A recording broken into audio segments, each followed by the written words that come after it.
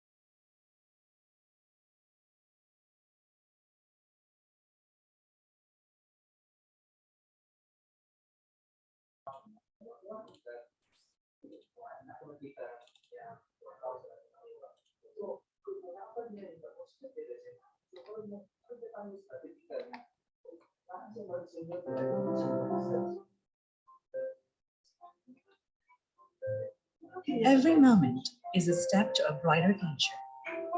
A good plan today is the key to a better tomorrow. The Cebu Technological University is a premier state university providing advanced professional and technical education to future industry leaders. With recognition for its quality education, CTU has conquered the future of the young generation. The university adapts to a multidisciplinary technological approach, integrating research, community engagement, and sustainable practices. In support to the Philippine government and the United Nations Sustainable Development Goals, CTU also focuses on the upholding of Habuan making, climate change initiatives, and more.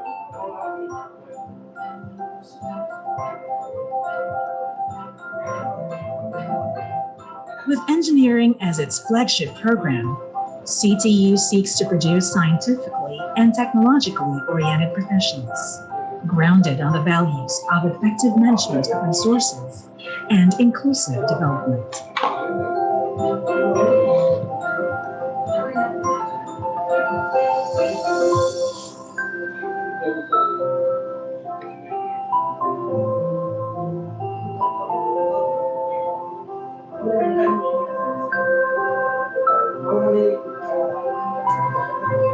As a state university, the school believes in equal access to quality education for all.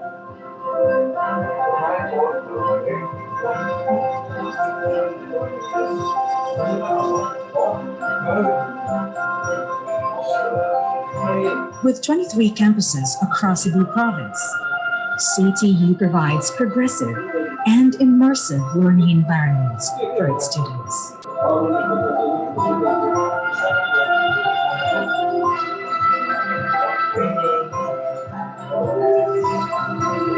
CTU provides an enabling environment by investing simultaneously in its infrastructure, facilities, and technologies.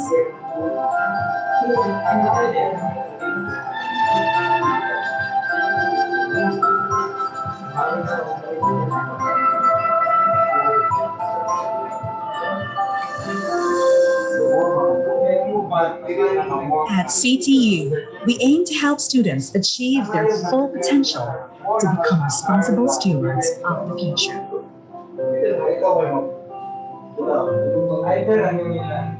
So come and claim your future with us at CTU.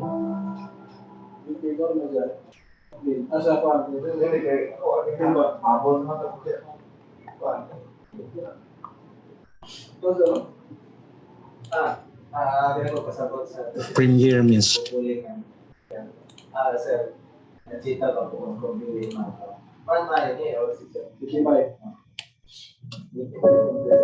Cebu, one of the fastest growing regions in the Philippines outside of Manila, fueled by a rising real estate, shipping, business process outsourcing, communications and technology industry, and a booming tourism sector.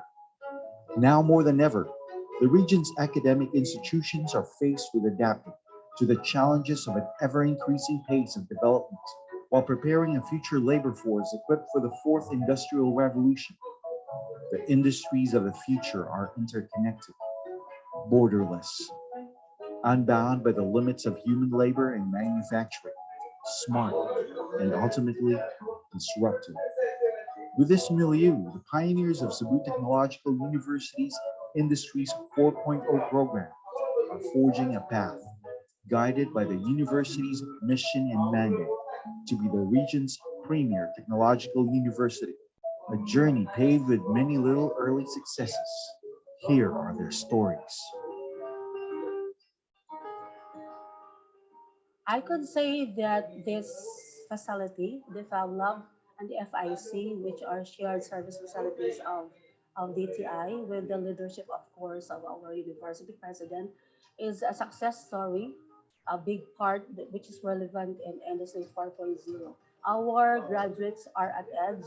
Our engineering students who are now at present having their on-the-job training in industries are readily hired by the industry because they already have these skills. They know how to run or operate these equipments that are relevant in the modern technology.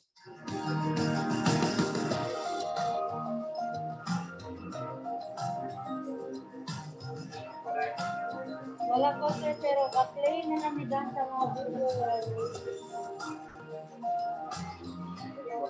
Our students in the graduate school looked into community extension projects as part of their assignment in community extension. They found out one activity like Hablon as a livelihood project that is worth emulating by other countries and other institutions, other universities who would like to make a difference in the communities that they are serving. So we don't just do instruction inside the university, we go to the communities.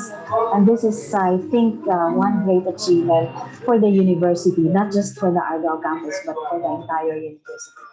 So to be able to intervene with this kind of dilemma, we did product development. We did not only improve the process of Hablon, so we innovated, mechanized some of the parts of the loom to decrease the production time, therefore to provide our weavers with more time to actually weave. Because of the rise and the increase in demand of handwoven fabric, we can also provide our weavers with sustainable source of livelihood. So they earn much more than what they have earned in weaving. Our president, our administration is very supportive of this community extension project.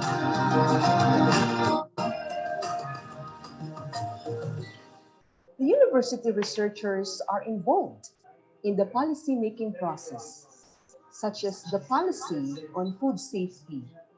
This is a guide for good manufacturing practices implementation. CTU leads in providing more knowledge and technology creations, policies, and programs through partner collaborations with industry and people empowerment. We are very proud of this. This is state of the art with good facilities and enough budget for us to do quality research. With the trust and the programs of our president, we are actually gearing towards the realization of Industry 4.0 in Cebu Technological University. Every institution have their own data, have their own information, but with Industry 4.0, there would be connectivity in all of those data. So we could be able to share what we have here to other agencies in other countries. CTU received various awards and recognitions from prestigious universities and organizations. The top utility model filed the top registered utility model from 2009 to 2018. We have already produced more than 10 utility models, and we have already applied for more than 20 utility models for the innovation products that we have done in the center. And we also were able to publish articles in accredited journals for ISI and CHED, which is very crucial in a university status.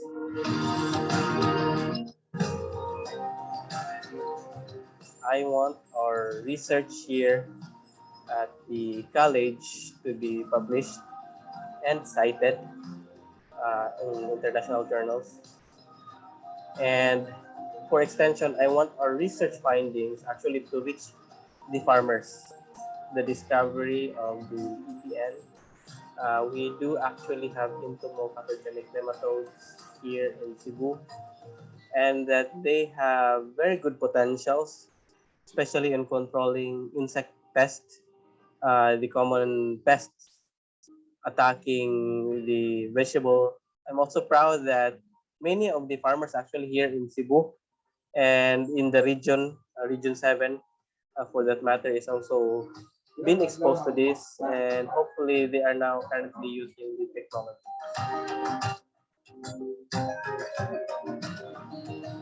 It's nicer for the need centers for R&D in the region is funded by the Department of Science and Technology Grant and Aid Program. The objective of this project is to assess the flora and fauna.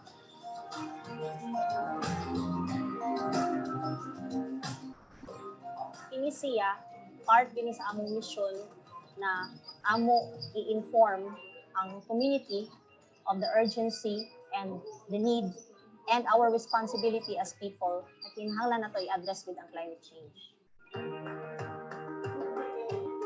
And you know, the direction of the university is to convert the university into research, innovation, and smart university. Cebu Technological University is poised to lead the way as the premier technological university in the Philippine South.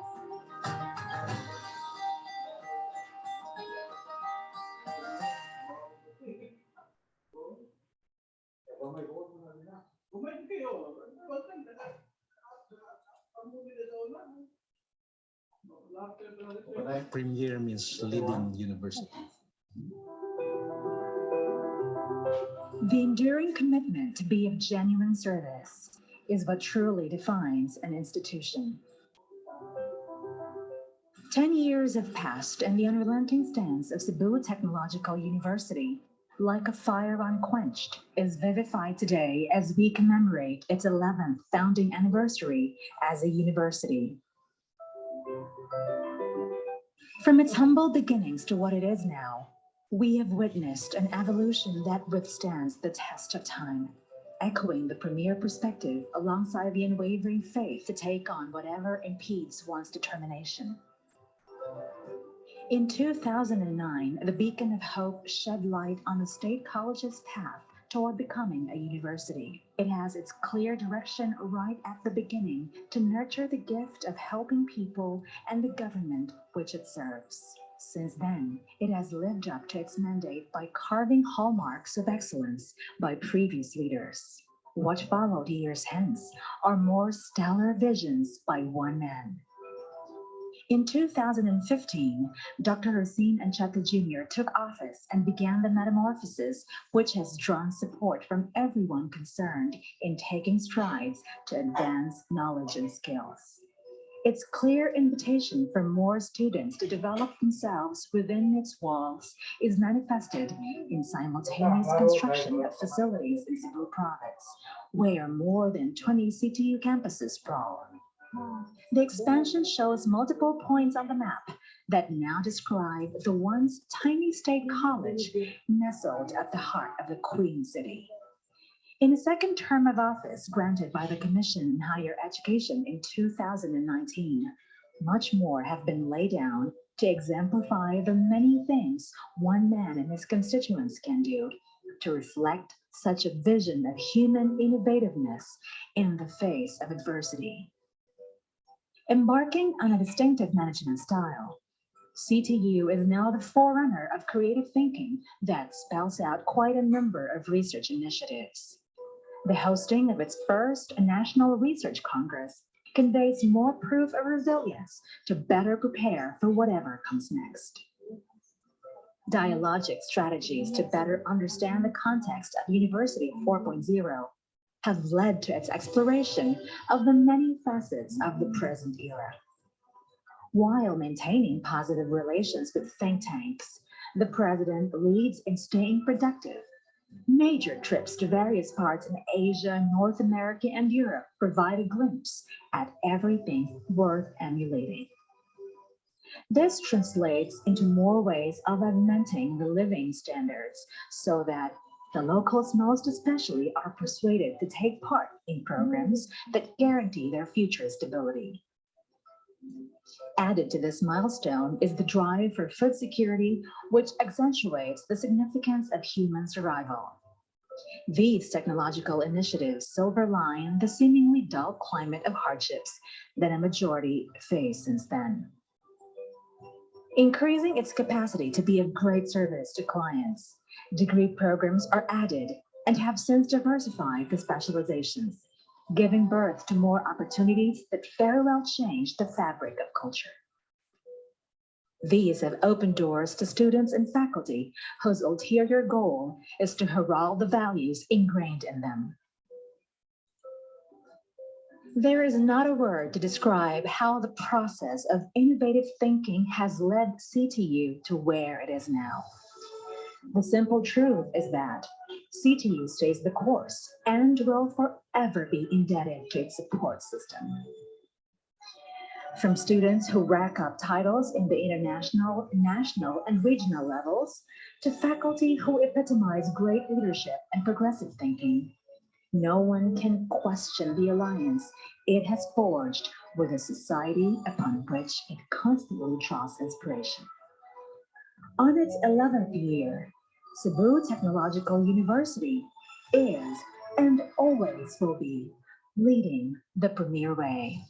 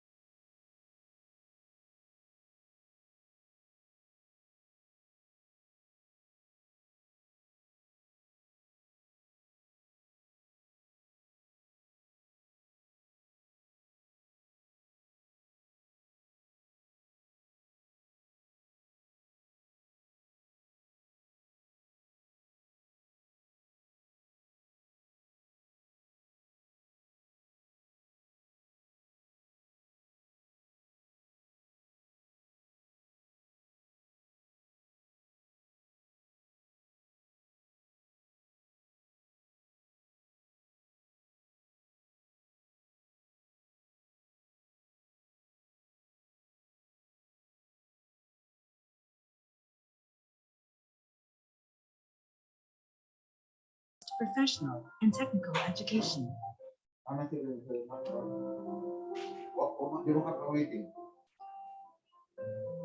Every moment is a step to a brighter future. A good plan today is the key to a better tomorrow. The Cebu Technological University is a premier state university providing advanced professional and technical education to future industry leaders. With recognition for its quality education, CTU has conquered the future of the young generation.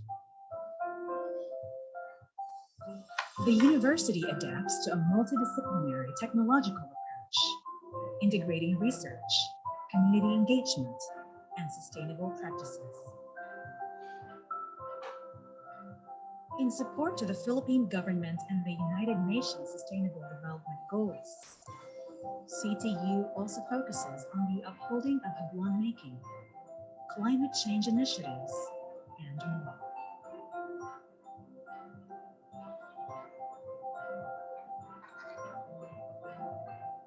With engineering as its flagship program, CTU seeks to produce scientifically and technologically oriented professionals, grounded on the values of effective management of resources and inclusive development.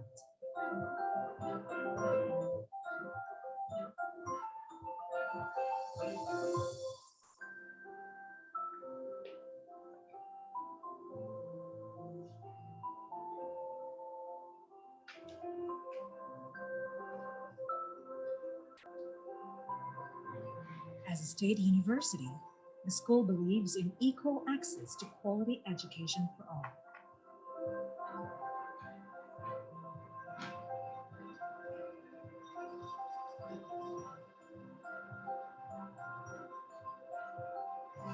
With 23 campuses across Cebu province, CTU provides progressive and immersive learning environments for its students.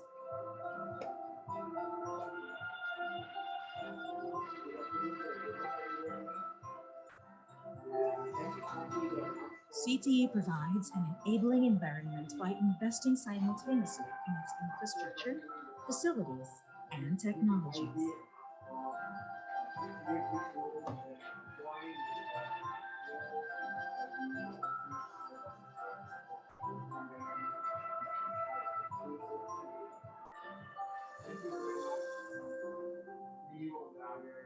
At CTU, we aim to help students achieve their full potential to become responsible stewards of the future.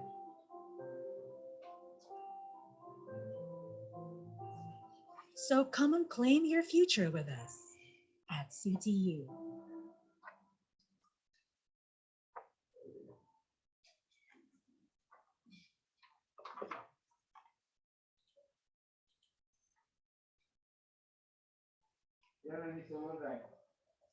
Premier means leading university.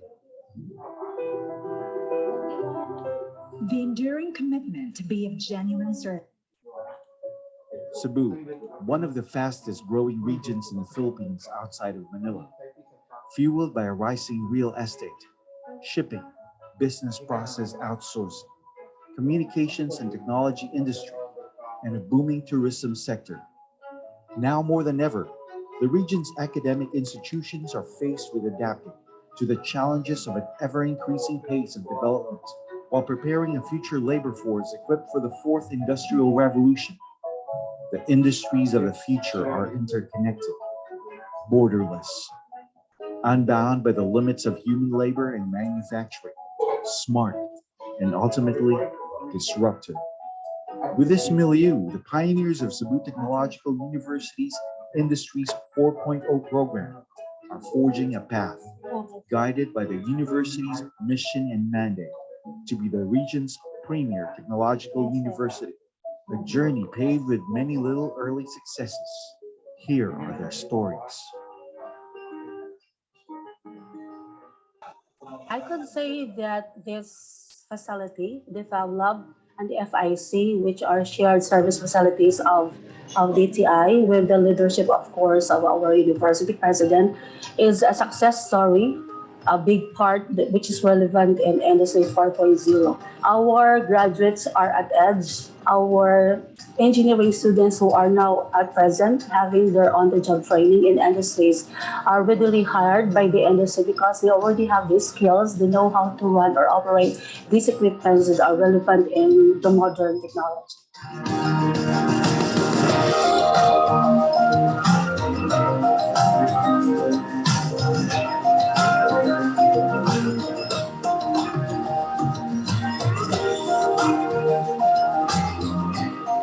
Our students in the graduate school looked into community extension projects as part of their assignment in community extension. They found out one activity like Hablon as a livelihood project that is worth emulating by other countries and other institutions, other universities who would like to make a difference in the communities that they are serving. So we don't just do instruction inside the university, we go to the communities. And this is, I think, one great achievement for the university, not just for the Argao campus, but for the entire university. So to be able to intervene with this kind of dilemma, we did product development.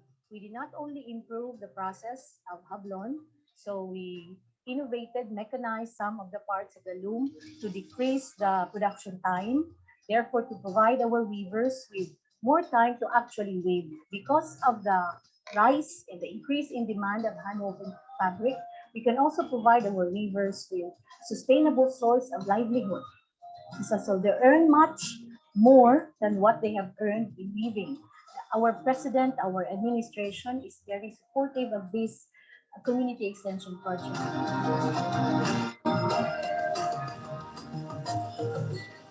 The university researchers are involved in the policy-making process, such as the policy on food safety. This is a guide for good manufacturing practices implementation.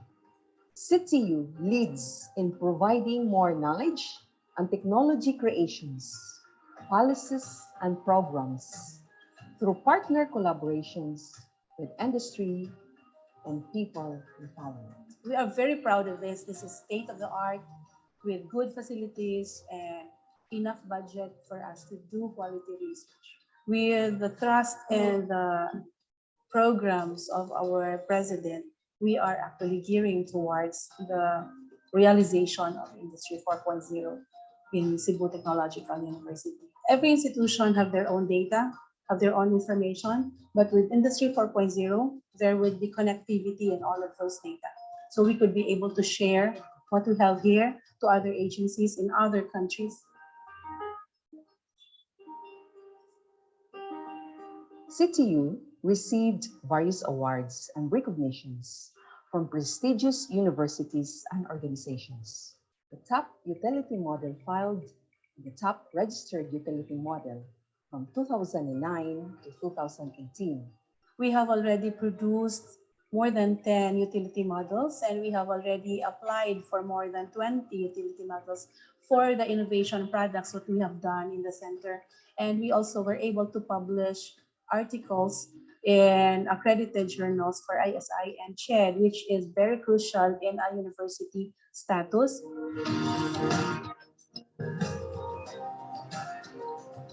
I want our research here at the college to be published and cited in international journals. And for extension, I want our research findings actually to reach the farmers.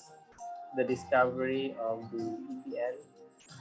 We do actually have entomopathogenic nematodes here in Cebu, and that they have very good potentials, especially in controlling insect pests, the common pests attacking the vegetable. I'm also proud that many of the farmers actually here in Cebu and in the region, Region 7, for that matter, is also been exposed to this, and hopefully they are now currently using the technology.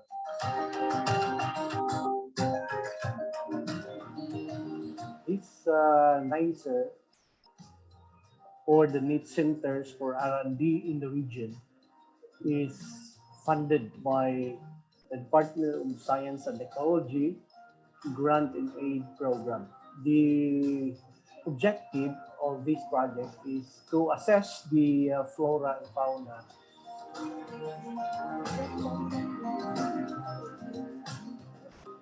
Kini siya, part din sa among mission na amo i-inform ang community of the urgency and the need and our responsibility as people na kinahanglan nato i-address with ang climate change. And the direction of the university is to convert the university into a research, innovation, and smart university. Cebu Technological University is poised to lead the way as a premier technological university in the Philippine South.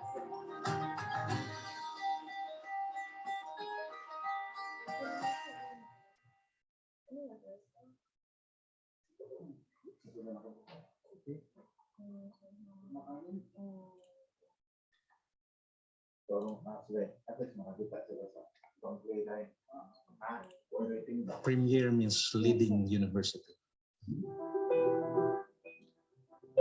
The enduring commitment to be of genuine service is what truly defines an institution.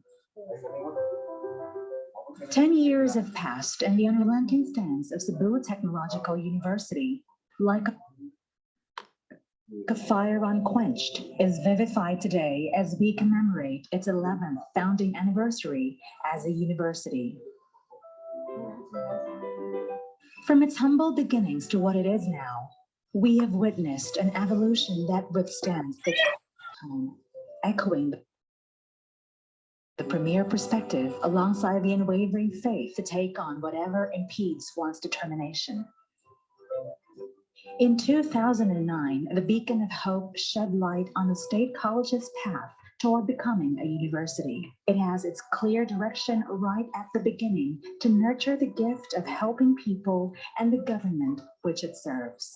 Since then, it has lived up to its mandate by carving hallmarks of excellence by previous leaders. What followed years hence are more stellar visions by one man. In 2015, Dr. Rosine Ancheta Jr. took office and began the metamorphosis, which has drawn support from everyone concerned in taking strides to advance knowledge and skills. Its clear invitation for more students to develop themselves within its walls is manifested in simultaneous construction of facilities in Cebu province, where more than 20 CTU campuses sprawl. The expansion shows multiple points on the map that now describe the once tiny state college nestled at the heart of the Queen City.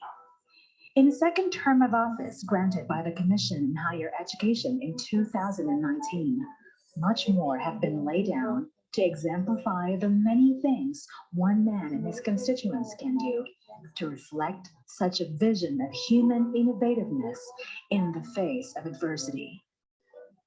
Embarking on a distinctive management style, CTU is now the forerunner of creative thinking that spells out quite a number of research initiatives. The hosting of its first National Research Congress conveys more proof of resilience to better prepare for whatever comes next. Dialogic strategies to better understand the context of University 4.0 have led to its exploration of the many facets of the present era. While maintaining positive relations with think tanks, the president leads in staying productive. Major trips to various parts in Asia, North America, and Europe provide a glimpse at everything worth emulating. This translates into more ways of augmenting the living standards so that the locals most especially are persuaded to take part in programs that guarantee their future stability. Added to this milestone is the drive for food security, which accentuates the significance of human survival. These technological initiatives silverline the seemingly dull climate of hardships that a majority face since then. Increasing its capacity to be of great service to clients, degree programs are added and have since diversified the specializations, giving birth to more opportunities that very well change the fabric of culture. These have opened doors to students and faculty whose ulterior goal is to herald the values ingrained in them. There is not a word to describe how the process of innovative thinking has led CTU to where it is now. The simple truth is that CTU stays the course and will forever be indebted to its support system. From students who rack up titles in the international, national, and regional levels, to faculty who epitomize great leadership and progressive thinking, no one can question the alliance it has forged with a society upon which it constantly draws inspiration. On its 11th year, Cebu Technological University is and always will be leading the premier way.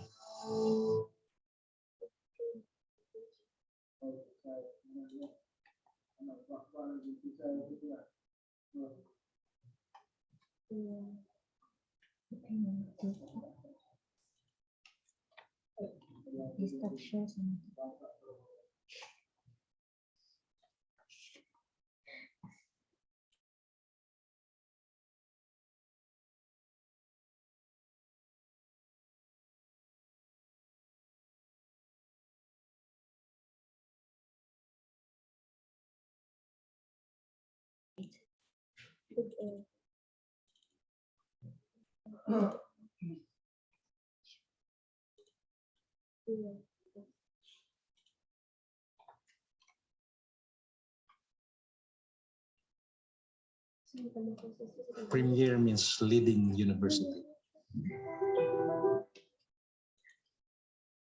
Di siya makita sa, wait sa, di siya makita sa, dara. Train your future. So, banyak mo nito mo.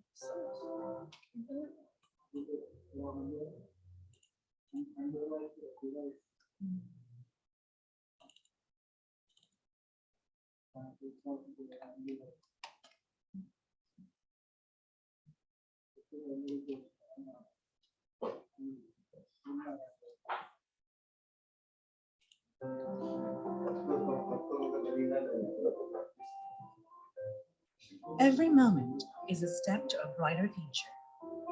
A good plan today is the key to a better tomorrow.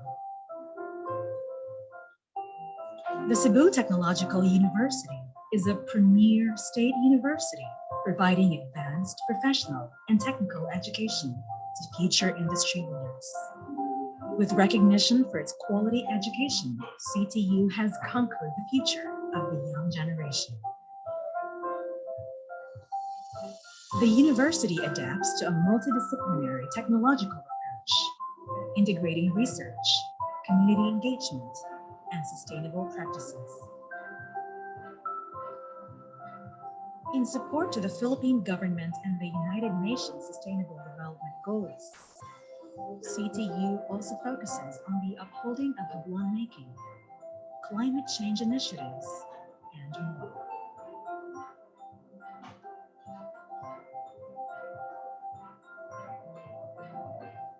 With engineering as its flagship program, CTU seeks to produce scientifically and technologically oriented professionals, grounded on the values of effective management of resources and inclusive development.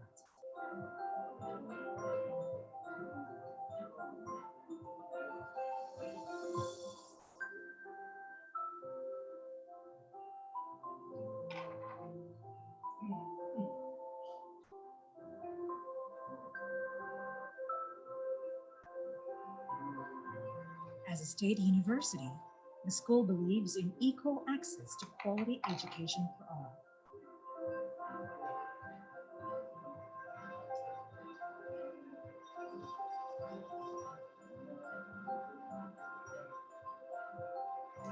With 23 campuses across Cebu province, CTU provides progressive and immersive learning environments for its students.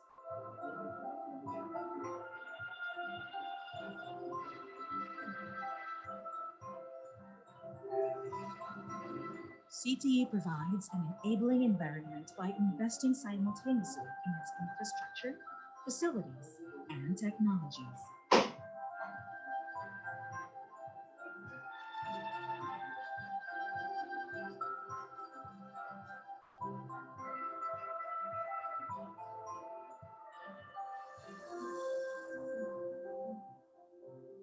At CTU, we aim to help students achieve their full potential to become responsible stewards of the future.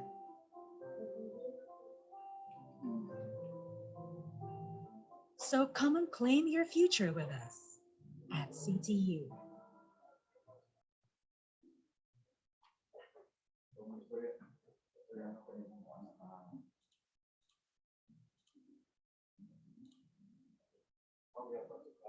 Premier means leading.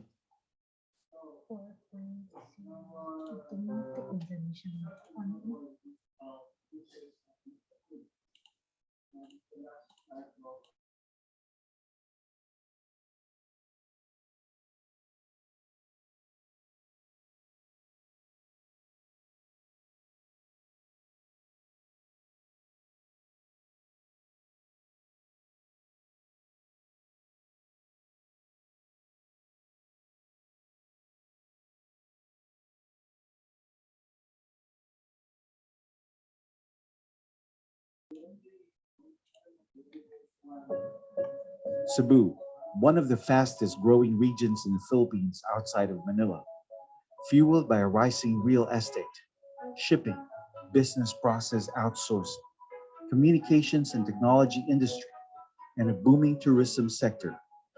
Now more than ever, the region's academic institutions are faced with adapting to the challenges of an ever-increasing pace of development while preparing a future labor force equipped for the fourth industrial revolution. The industries of the future are interconnected, borderless, unbound by the limits of human labor and manufacturing, smart, and ultimately disruptive.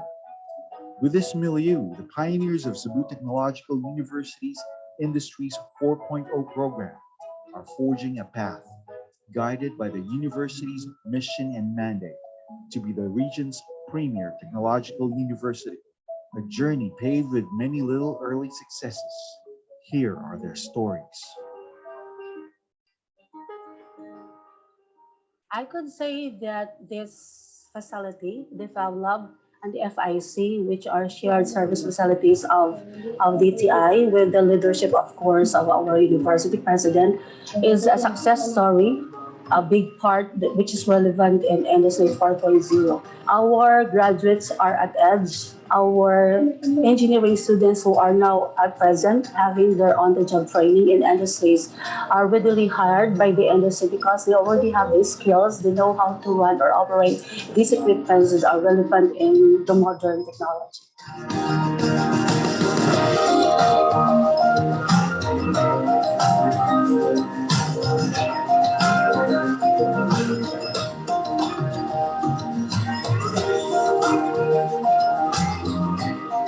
Our students in the graduate school looked into community extension projects as part of their assignment in community extension. They found out one activity like Hablon as a livelihood project that is worth emulating by other countries and other institutions, other universities who would like to make a difference in the communities that they are serving. So we don't just do instruction inside the university, we go to the communities. And this is, I think, one great achievement for the university, not just for the Ideal campus, but for the entire university. So to be able to intervene with this kind of dilemma, we did product development. We did not only improve the process of Hablon, so we innovated, mechanized some of the parts of the loom to decrease the production time, therefore to provide our weavers with more time to actually weave. Because of the rise and the increase in demand of handwoven fabric, we can also provide our weavers with sustainable source of livelihood. So they earn much more than what they have earned in weaving. Our president, our administration is very supportive of this community extension project.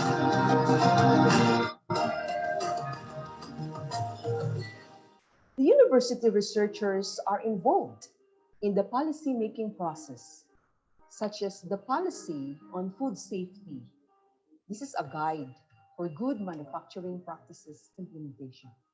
CTU leads in providing more knowledge and technology creations, policies, and programs through partner collaborations with industry and people empowerment. We are very proud of this. This is state of the art with good facilities and enough budget for us to do quality research.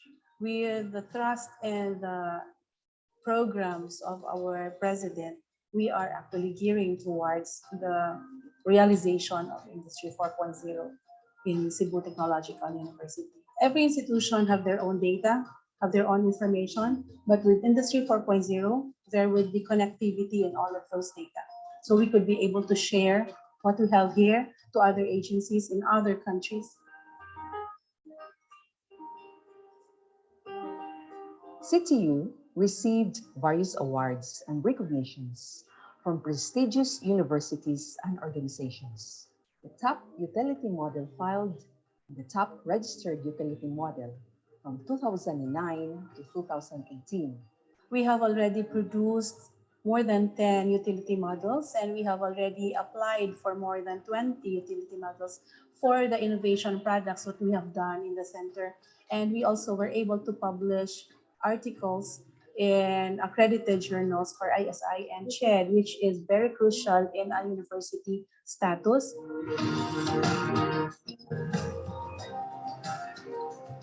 I want our research here at the college to be published and cited in international journals. And for extension, I want our research findings actually to reach the farmers. The discovery of the EPN.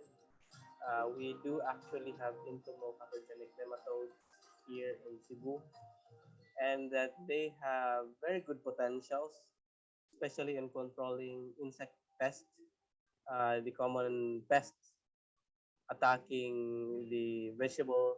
I'm also proud that many of the farmers actually here in Cebu and in the region, Region 7, for that matter, is also been exposed to this, and hopefully they are now currently using the technology.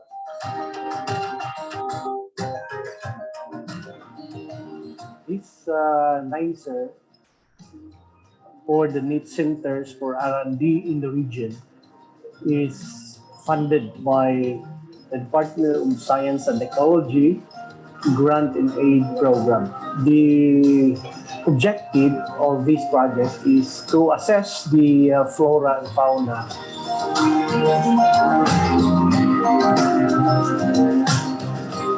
Kini siya, part din sa among mission na amo i-inform ang community of the urgency and the need and our responsibility as people na kinahanglan nato i-address gid ang climate change.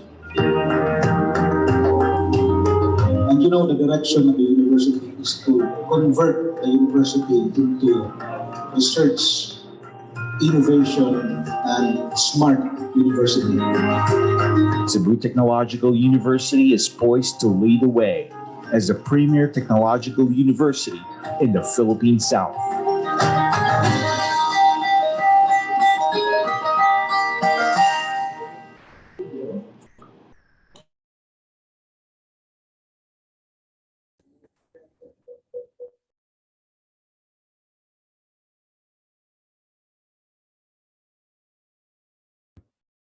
All right, good afternoon, everyone. Good afternoon, Northwestern Mindanao State College of Science and Technology. CTU welcomes you to the Virtual Friends Caravan 2022.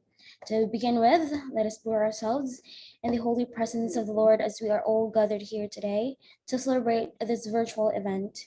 Although we're not physically together, we are one in spirit in wanting to achieve the goals set for this online activity. Our success would only be possible with your blessings.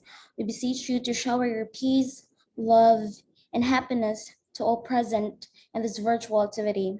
We pray that you grant your blessings to the staff who planned this event and to all the participants as well. Allow us to be instruments of your love so that we can spread your word according to your will. Amen. And now let us honor our country by singing the national anthem, followed by the singing of the ASEAN hymn.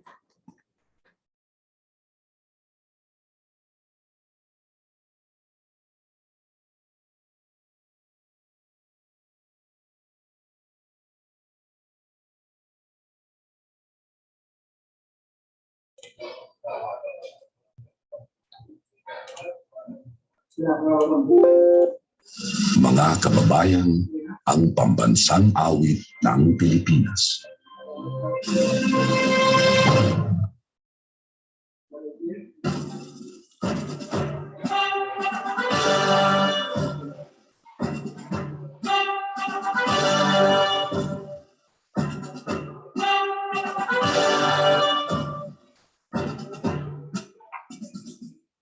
Bayang magiging kasisilaman, alam ng puso sa'y may buhay. Lupang hindi ang ng pag-ibig, sa manlulong hindi ka masisipin. Sa nagpapakulog sa simoy at sa langit mo mga, ay nilagay nila ang sa panay nila mahal. Ang saklang makawa ay tagumpay na nagbilig. Ang tuwing ng araw na kailan pa may magiging lumalang araw na buwan. Bakit pagsitang mo ay langit sa ating mo? Ang ligaya na pagkakalangin ang kamay ng langit sa'yo.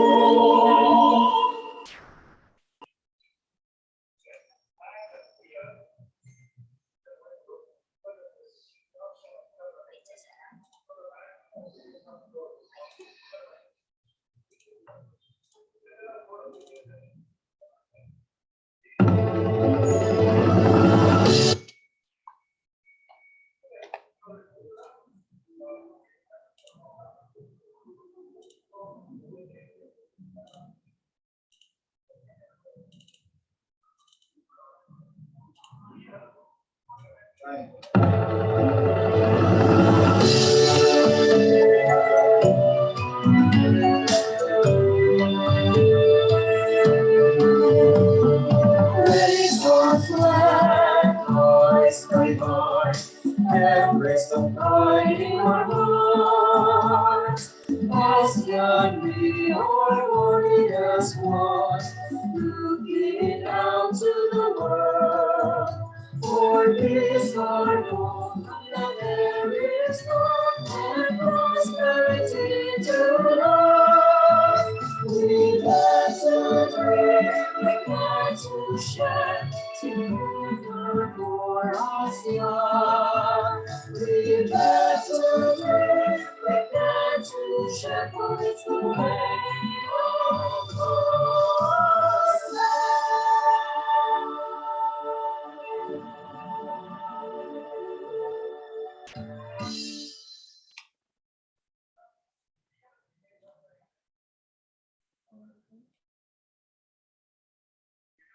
All right, good afternoon once again, Northwestern Mindanao State College of Science and Technology. Thank you for joining CTU to celebrate this virtual Friends Caravan 2022. At this juncture, I'd like to call on Dr. Dora Megan, the University Director for Internationalization and ASEAN Integration of CTU, to introduce our first speaker and also will be welcoming us for today's event. Thank you. Thank you very much, Glazel. Good afternoon, Northwestern Mindanao State College of Science and Technology. It's so beautiful to have all of you with us at Cebu Tech University, though virtually, okay? We are so honored to have you today, and we couldn't wait to give you a lot of information regarding Erasmus Caravan.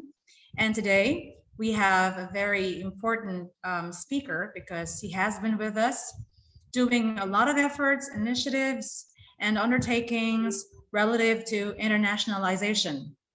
He has been to Thailand in a recent meeting last week, and he had been with Erasmus Friends partner institutions. Apart from that, he's also engaged in so many intercultural activities, strengthening the agenda of Cebu Tech University and that of Erasmus organization as well.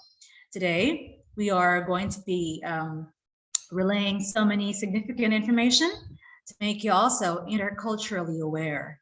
Friends, ladies and gentlemen, I'd like to give the floor, and please help me welcome him, Dr. Ronald Galindo.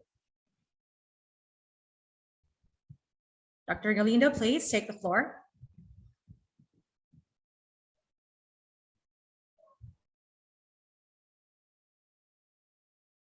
Hello, good afternoon to everyone. Can you hear me? Yes, loud and clear, Dr. Galindo. Please proceed. Okay, so how about the rest, the other students? Can you hear me now? Okay. Yes, sir. So, Yes, sir. first of all, I would like to welcome everyone, the faculty, the staff, students of Northwestern Mindanao State College of Science and Technology. This is in Tangub City, so part of Misamis Occidental. Well, I was there about maybe 2 years ago, but I dropped in Osamis. I am from Jimenez, and I try to visit the place. I hope you're all well and in good health.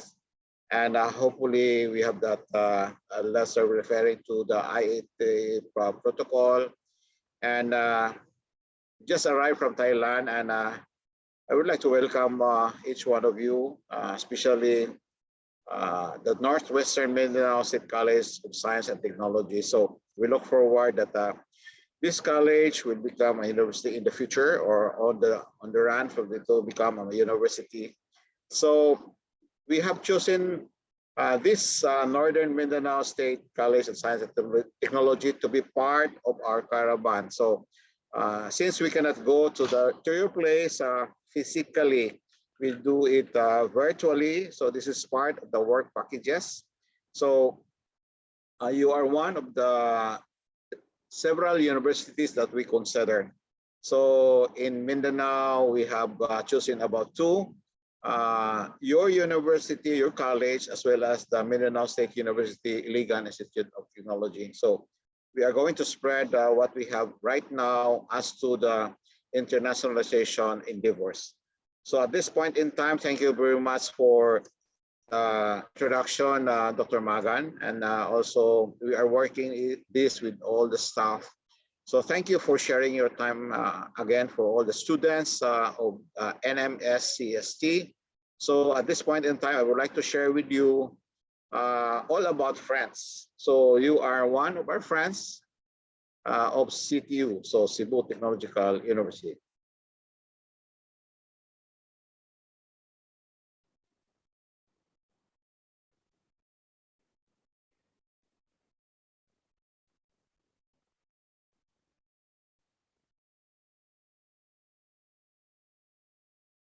Okay, so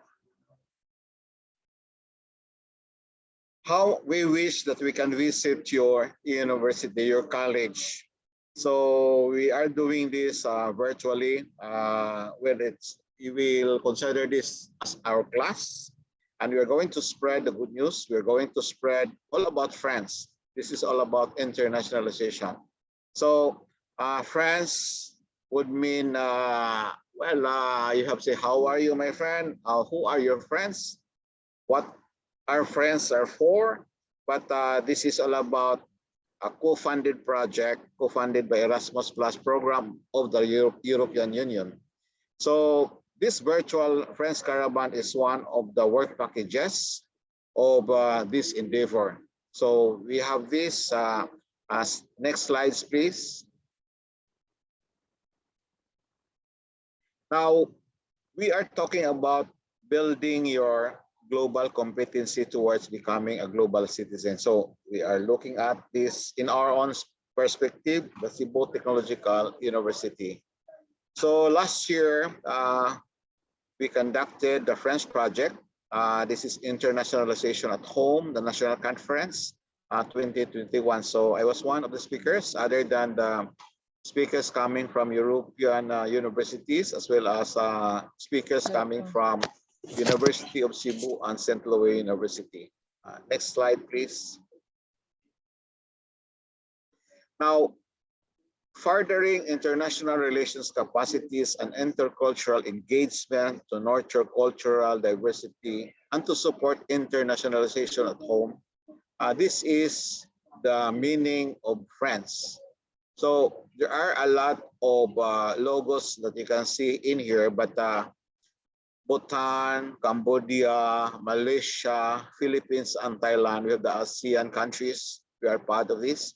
In our country, the Philippines, we have 3 state universities, But as to the private university, we have two. We have the University of Cebu, and the other one is from St. Loy University in Baguio. And so far, for the state universities and colleges throughout the country, only Cebu Technological University is part of the consortium. So there are about 16 international partner universities. All are higher of institutional learning. And then we have the project coordinator of this project is from Varna University of Management in Bulgaria. So as I have mentioned earlier, this is a co-funded by Erasmus program of the European Union. So what we're doing now is how we can connect, not within the consortium, but other than outside the consortium. So when we consider Northwestern Mindanao State College of Science and Technology, then we consider you as one of our friends that we can connect with outside the consortium. So we have here the main beneficiaries of the French projects are the students across campus who will benefit from the first-hand from intercultural passport, virtual mode, and the French tea house space. So those are some of those activities. Then the University International Relations Officer, the staff, the faculty, and even for the students or peer, it's EIs outside the consortium. So your university and the rest of other universities in our country, the employers and HEI's business partners, local communities and minorities. Next slides, please. So this project, we have the main outputs of the French project. So this is all about institutional IEH, international internationalization at home action plan. We have the intercultural passport, the virtual mode. This will be explained later on. We have the French tea house. Then we have the home away from home. So the main objectives of this French project is to outline the partner countries of HEI's internationalization landscape and to identify levels of integration of international and intercultural dimensions of partner countries. So it will improve the HEI's capabilities of internationalization through staff meetings and event engagement. So we're going to build students' intercultural knowledge because we are Filipinos. We differ with intercultural behavior as well as our practices from other countries. But we mean to see to it that we have common denominator and we want to match, we have to share, we want to know all about these international universities also, not only in national, but even for international. So next slides, please. This happened because of the disruption of learning. It's really a global challenge. So there are majority or almost all schools were closed because of the coronavirus. And there are about 1.5 billion students and youth across the planet or have been affected by school and university closures due to this COVID-19 pandemic. We're setting aside who really perished or because of the COVID-19 virus, but we are looking at on the disruptions of learning. So according to this World Health Organization, well, of course, the president of our country, President Rodrigo Duterte, really proclaimed a state of emergency last March 16, 2020. It's long been about more than 2 years. And the Commission on Higher Education, we have that memorandum circular as to the use of the flexible learning systems. So most likely we're adopting the online modality. So, well, we are glad there are about more than 50 participants for this afternoon's activity, and we are so happy. And even for the friends, we are now connected with the other universities in the country, but even outside the country. So, next slides, please. Now, we want to build your global competency, but how? Where? We're going towards becoming a global citizen. So how can I become a global citizen, or how should be I am competent globally? Now, on our own perspective, as I have mentioned, we have the consortium of 16 universities.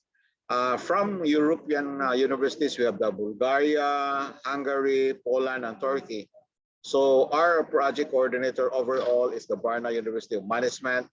You have the Budapest Metropolitan University in Hungary, Silesian University of Technology in Poland, and then we also have the Istanbul Aydin University in Turkey. So aside from those European universities, we have Bhutan, Royal Thimphu College and Royal Institute of Management, Cambodia.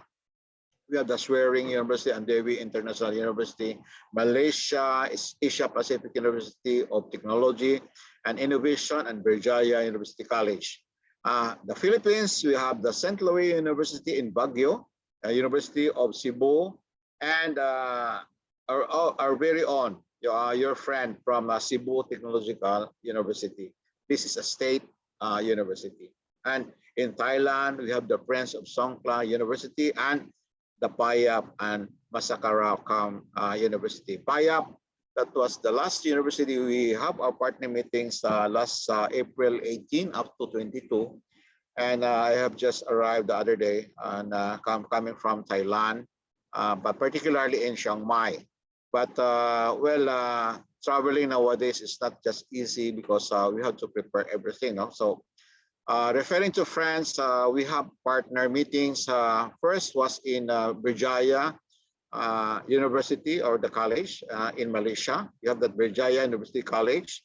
They are most likely offering more on a BHM. And the next partner meeting was in Turkey in Istanbul Aydin University.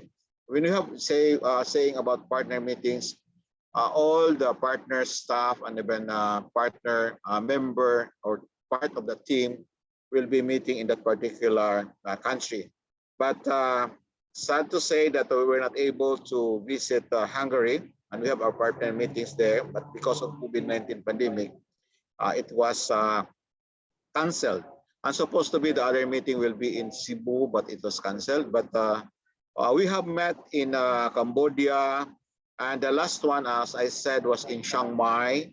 That's in Payap University. So, we have to adapt. We are Filipinos, and there are also some are partner Muslims, and others are Polish or other nationality. So, but our medium, our language, the medium of instruction, the way we communicate with each other is all about English.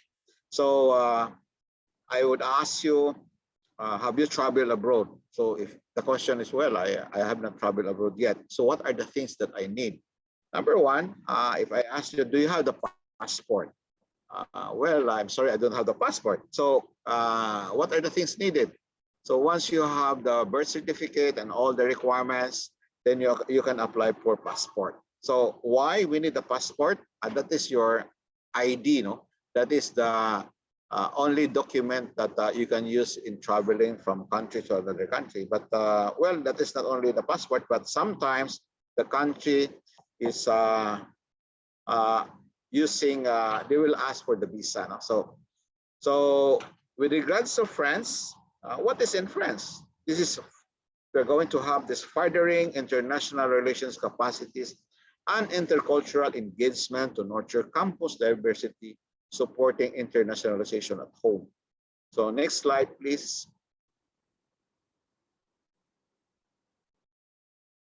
Next slide, please. Okay, thank you.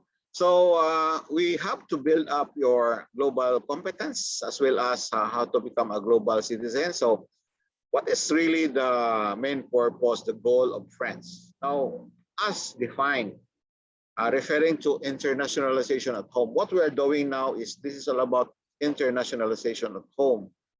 We need not to go and travel abroad just to be internationalized, but we have this program on IAH. So this is the purposeful integration of international and intercultural dimensions into the formal and informal curriculum of all students within domestic learning environments. So according to Belen and Jones. Now, the main goal of France is to strengthen the involved Asian universities, internationalization capabilities, and develop the students' global competence through the purposeful integration of intercultural dimensions into the university's formal and informal curriculum. Well, we don't know. After graduation, you will be hired and you will be sent abroad. The question, do you have the passport? Are you familiar? If I'm going to Japan, what's in Japan? What's in Korea? What's in other country? So what are the things needed? So we need to be internationalized. We should be familiar with all of those places, their culture, as well as the way they communicate and so on. So we can have this through our outputs and outcomes and friends. Now, in this project, institutional IES, Internationalization at Home infographic reports, that's part of the work package one. And then you have IES action plans.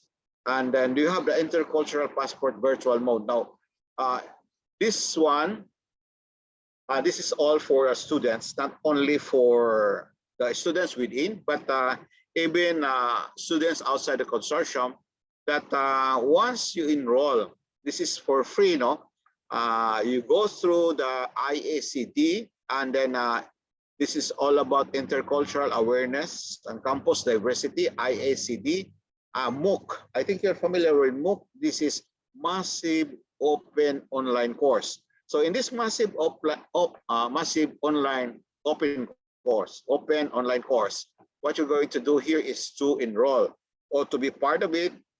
Just follow the several modules and then answer it, and then according to instructions, and then you submit it. Well, it's free. You will be doing this in your own free pacing, and then afterwards you are asked to make your own digital story about yourself, about your experience on internationalization. Well, according to the directions. Well, I know some students or majority knows how to make the TikTok. That is making for the video and then talking, not talking to yourself, but you're going to share it to others. But this is informal because you are not following really the format. But if you're going to follow the format with all of the directions, then you are into the digital storytelling segment. So this will be done after you have complied with the MOOC. Now, after the completion of the MOOC and the digital story, that's the time that you will receive the international certificate. This will be all about the intercultural passport virtual mode. So the module, so you will receive the certificate from this French project. So that's it for the French tea house. We are not really familiar with the tea, but we're drinking coffee. But this is where, well, I have here water, so we can do the water drinking or tea. You have the water drinking or toasting, or you may have here the tea toasting and drinking online, virtual. So in my class, I usually for the break, we may have the coffee break, or you may have the tea toasting and drinking break. So we can do it online. So this is how we can really see to it that our students are still alive, no? Motivated to be part of the online setup. So how can we really extend what we learned from our project? So this is now part of the Friends Promotional and Exploitation Initiatives, including the Friends reunions, no? So this part is all about the Friends Caravan. So this is we are supposed to be, this one will be conducted physically, but we are doing this virtually. So you have the virtual Friends Caravan 2022. We have that aside from the Internationalization at Home National Conference, we also have the local markets for Global Talents Career Fair. So we have the activity as to, well, some of you are maybe graduating students, but we do have the career job fair where we will be inviting several stakeholders, particularly the employers, for the hiring process. And then not only for that, but we are also connecting with the other industries for them to share the expertise. And aside from the academy, we are going to extend. We go to the community for some of the local community development plans, and what we call that in our core function, aside from research, aside from instruction, aside from production or publication, we have the extension services. So what we can do with the community. So the next slide, please. Thank you.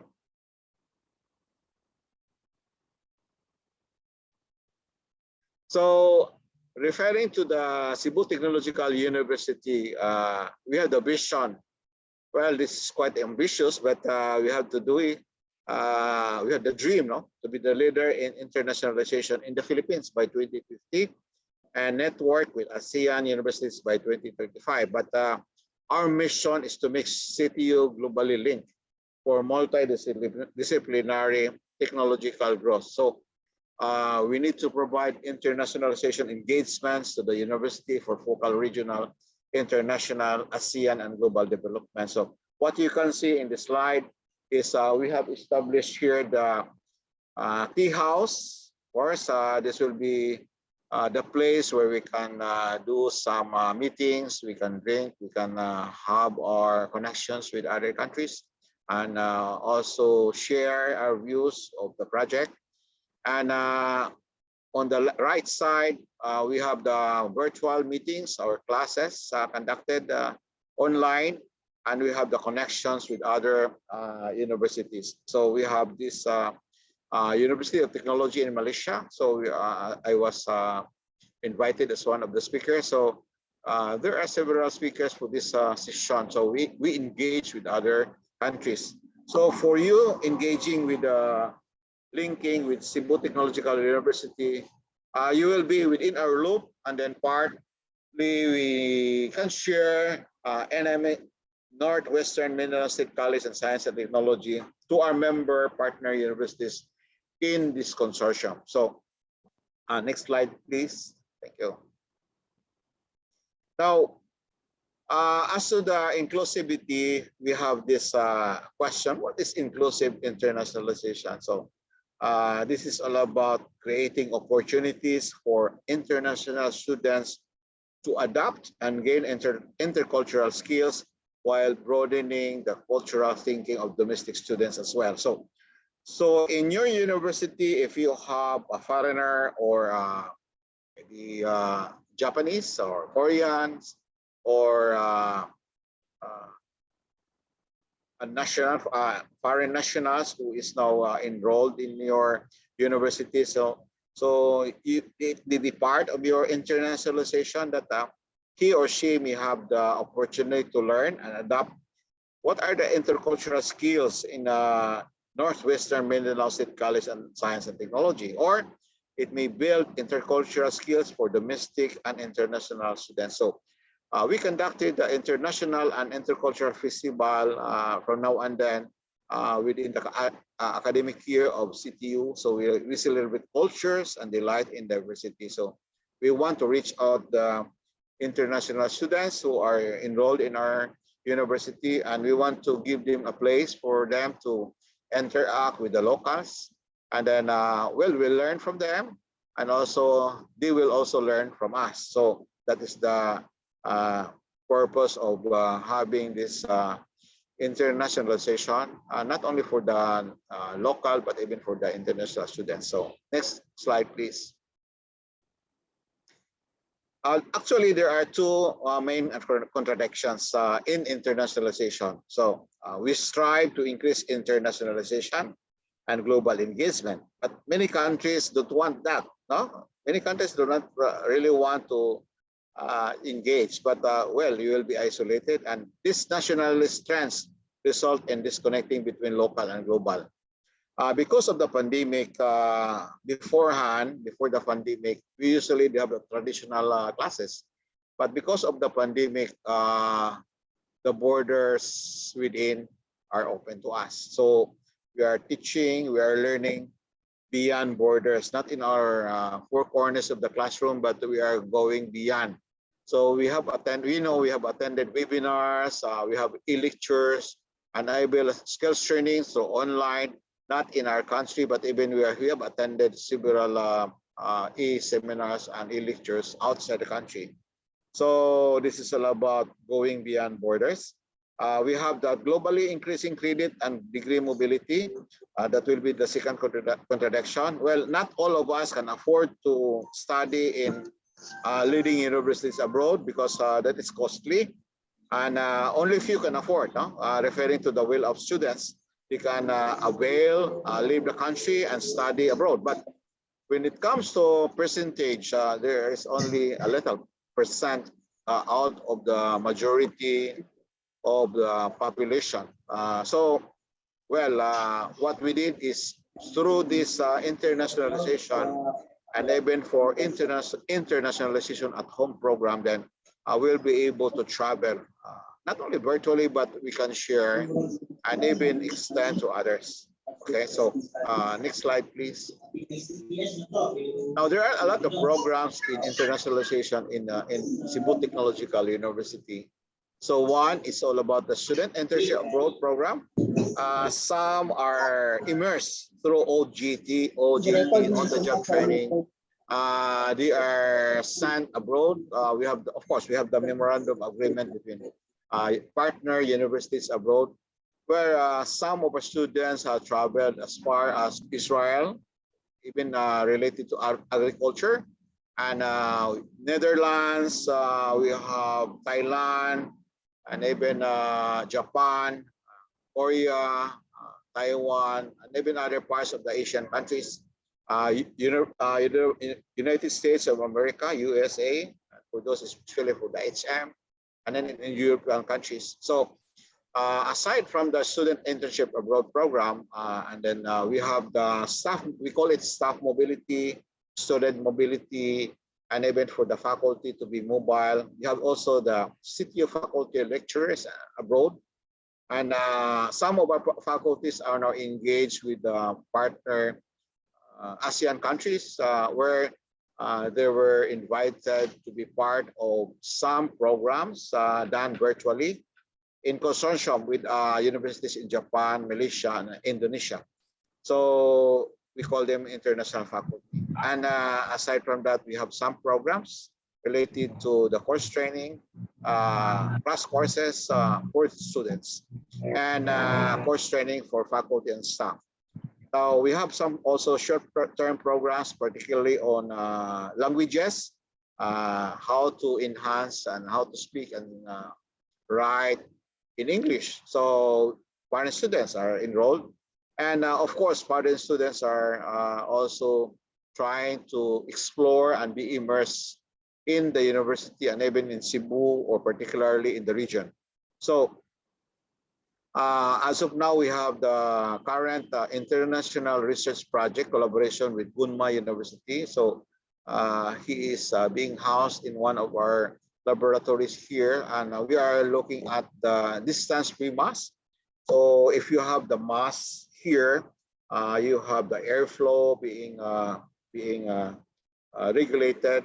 You have the control as well as the battery where this can be tracked through the cell phone. So this is all about the innovations of having this face mask into a distance-free mask. So lockdowns in the future may not be possible, but instead using it, then we can still go on working normally. So we have the International University Network, the AUN, and all the rest of the network. So going towards internationalization at home through COIL, collaborative online international learning. So this is now the trend. So we cannot just set aside hybrid online learning, but maybe possible we have the face-to-face, but I would rather see the future hybrid. We still have the Zoom meetings, we have the online, and of course we have the experiential learning and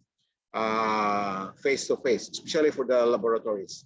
And CTU goes towards University World Ranking.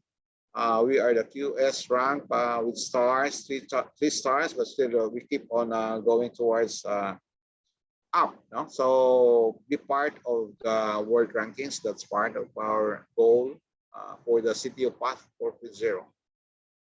Next slide, please.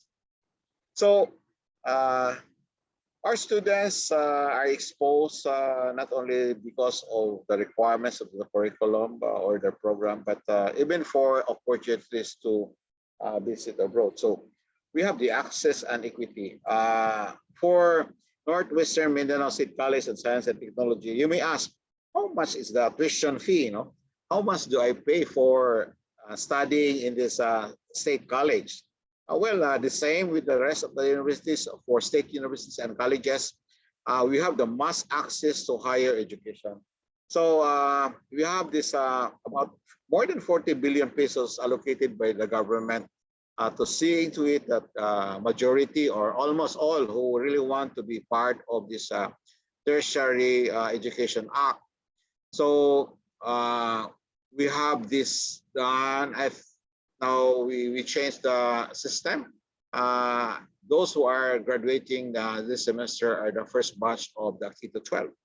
So aside from that, in developing countries, the degree mobility is only about 1 to 2% of students.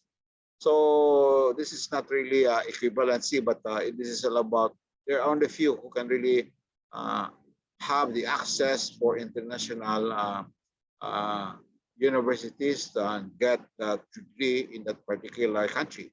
So in here, what we'll be doing is to collaborate. We may have some agreements with other international universities, and hopefully you have the dual program in the future, and then dual degrees that may happen.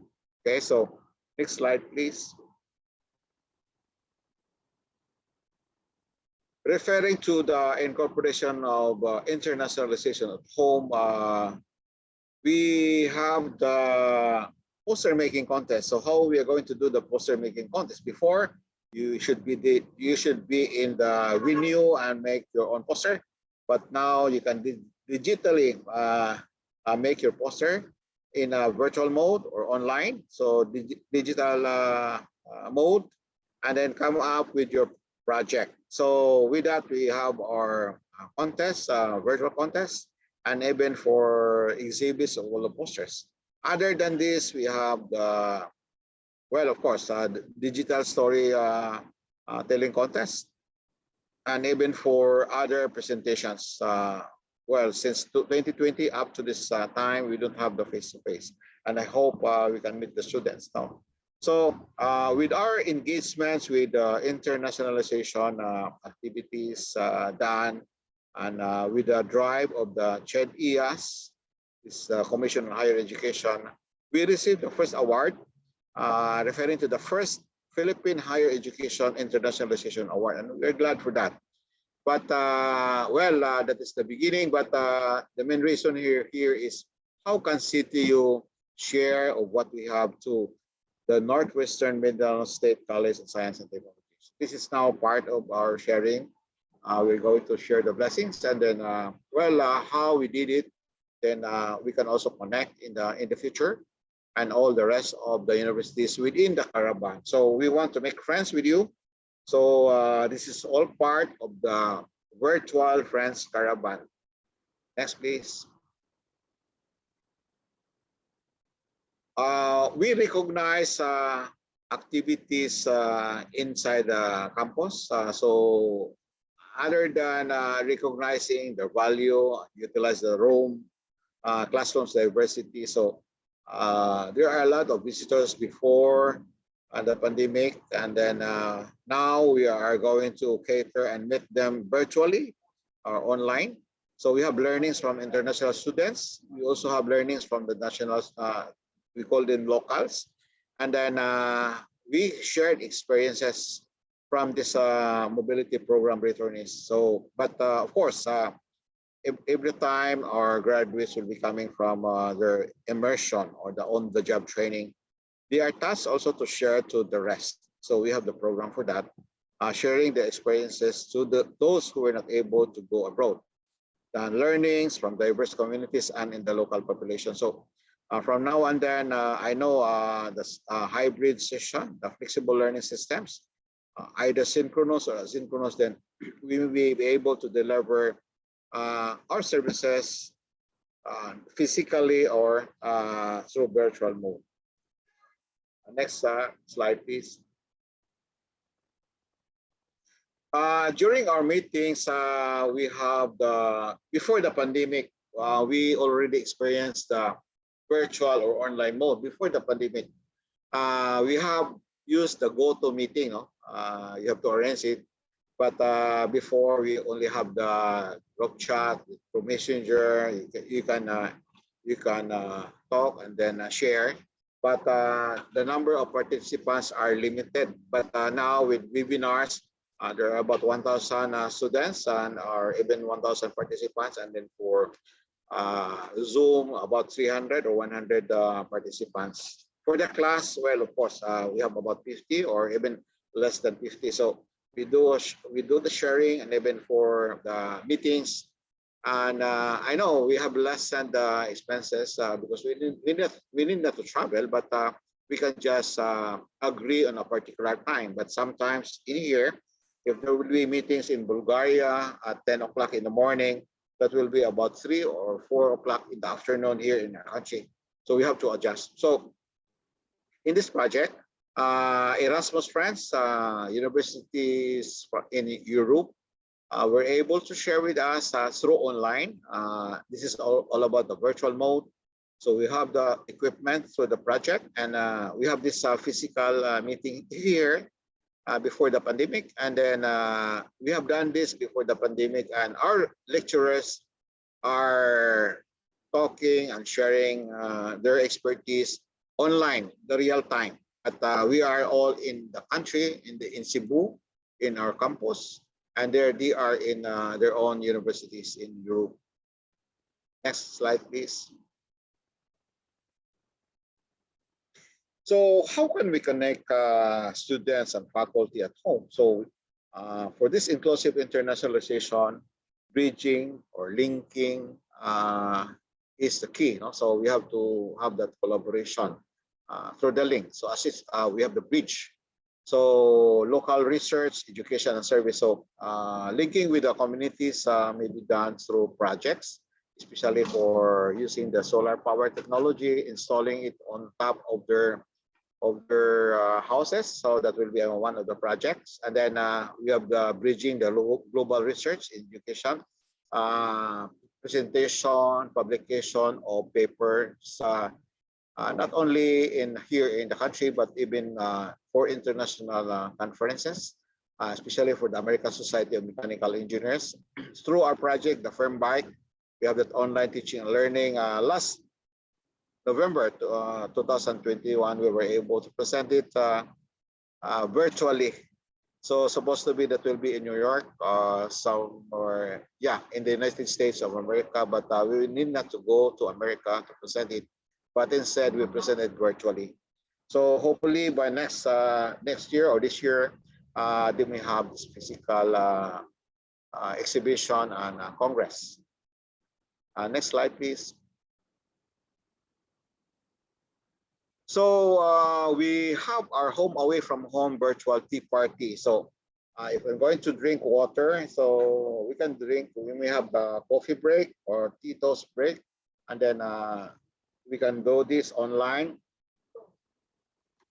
tea toast and drinking water, or we may have the coffee or tea. So we can have a party online. So we have our meetings with the partner countries, from ASEAN countries and European countries, different international universities. So we did it, and even for other work packages because of COVID-19 pandemic, because we are not allowed to roam around, and then well, for safety measures, and we are doing this virtual deliveries of all these work packages as of now. Okay. Next slide, please. So in times of COVID-19 pandemic and beyond, so we need to have friends like you, no, from Northwestern Mindanao State College of Science and Technology.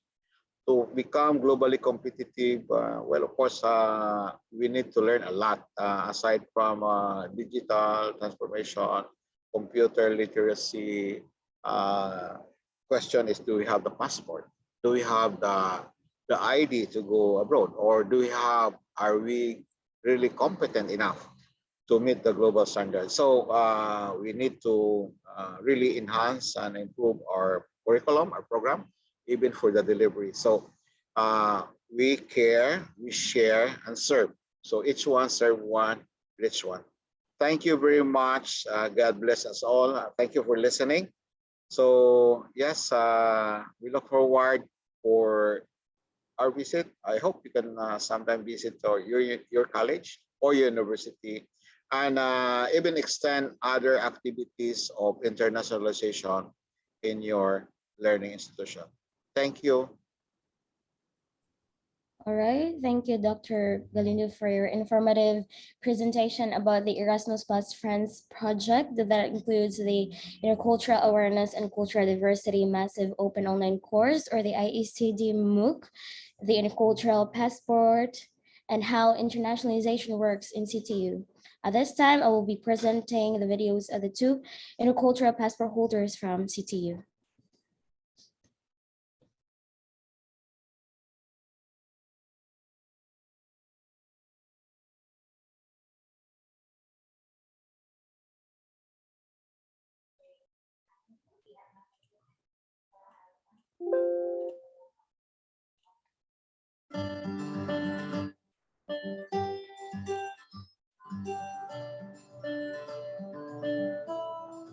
Every one of us has his or her own story to tell, based on our experiences and our perspectives throughout our lives. Hi, my name is Daisy, and I've spent 3 years studying agriculture, during the course of which I was lucky enough to spend 6 months on an internship in the Netherlands. Today, I'm going to talk to you about my intercultural journey and share what I discovered, how it made me feel, and how it has affected my views in the field of agriculture. Okay, sit back, relax, and let me take you back there. Welcome to the Netherlands, or as I first viewed it, Wonderland. The Netherlands is a tiny flat country made up of historic brick-built and cobblestone lane cities, an interconnected system of canals, beautiful and vast farmlands, iconic windmills, and even some pleasant beaches. Add to this the impressive cultural heritage of the country, and the Netherlands is truly a uniquely beautiful place that amazed me from the first moment I arrived. Let's talk first about culture. Upon meeting each other, the Dutch will usually either shake hands in formal situations, or if they're close with a person, they might even kiss them 3 times from cheek to cheek. I also noticed that they are very straight to the point and maintain strong eye contact during conversation. As with most Western countries, the Netherlands has an individualist culture which can be strange compared to the collectivist cultures we're used to in Asia. What we might call being rude in Asia is just being open and honest. They tell it like it is, honestly and directly. So remember, they aren't being rude. What fascinated me the most was that despite the country's small size, it is one of the world's largest agricultural providers. As an agriculture enthusiast, I became curious, even a little jealous, as to how they accomplished this and how we might replicate it in the Philippines. Is it the technological advantage or the enormous pride they take in their agricultural sector? Everybody knows that Filipinos are hardworking, but what would it take for us to imagine the next level of agriculture in the Philippines? That is surely food for thought. My internship in the Netherlands was a wonderful opportunity that helped me widen my views of agriculture. There's always more beyond the horizon to be explored and cultures to experience. And my heart will always be grateful to Cebu Foundation for this wonderful opportunity. Remember, wherever you go in the world, always be ready to say hello and smile.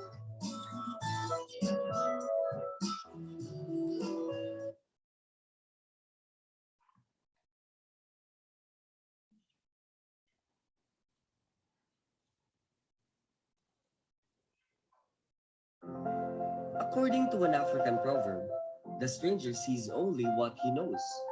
We carry problems in trying to understand different cultures, and by this, we miss out on a large number of learning opportunities. I am Robert Jan Hopia, a Filipino, and this is my digital story. The culture, breathtaking scenes, sumptuous foods, the beautiful weather, and the faces. Who would have thought that I would be able to reach a place miles and hours away from home? Since I haven't been here before, my expectations are based only on Korean dramas. Yes, I'm talking about the land of the morning cup, South Korea. While I was there, I had some questions that were answered, especially the misconceptions about the country. First, I thought South Koreans are close-minded and that they're not friendly to foreigners. But the truth is, they're just great. Due to being unfamiliar with the place, we asked a few things to the locals, but they hesitated to answer. Some responded but only spoke the words, no English.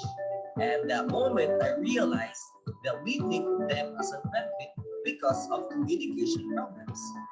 The first thing that blocks interaction is the language barrier.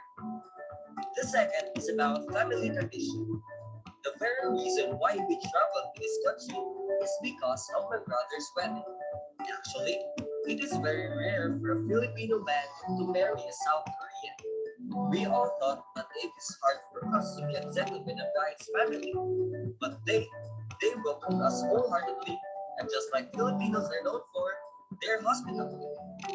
The last misconception I discovered is about their religion. I realized that this country has a diverse culture, faith, beliefs, and thus not only focuses on one single religion.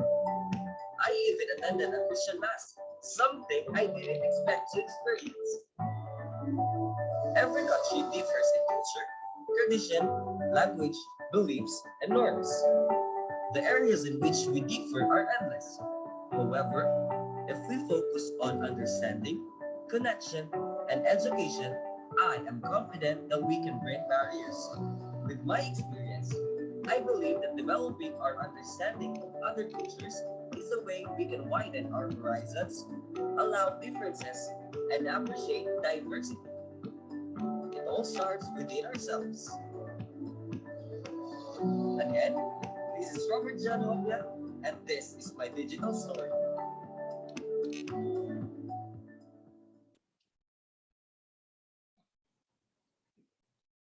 All right.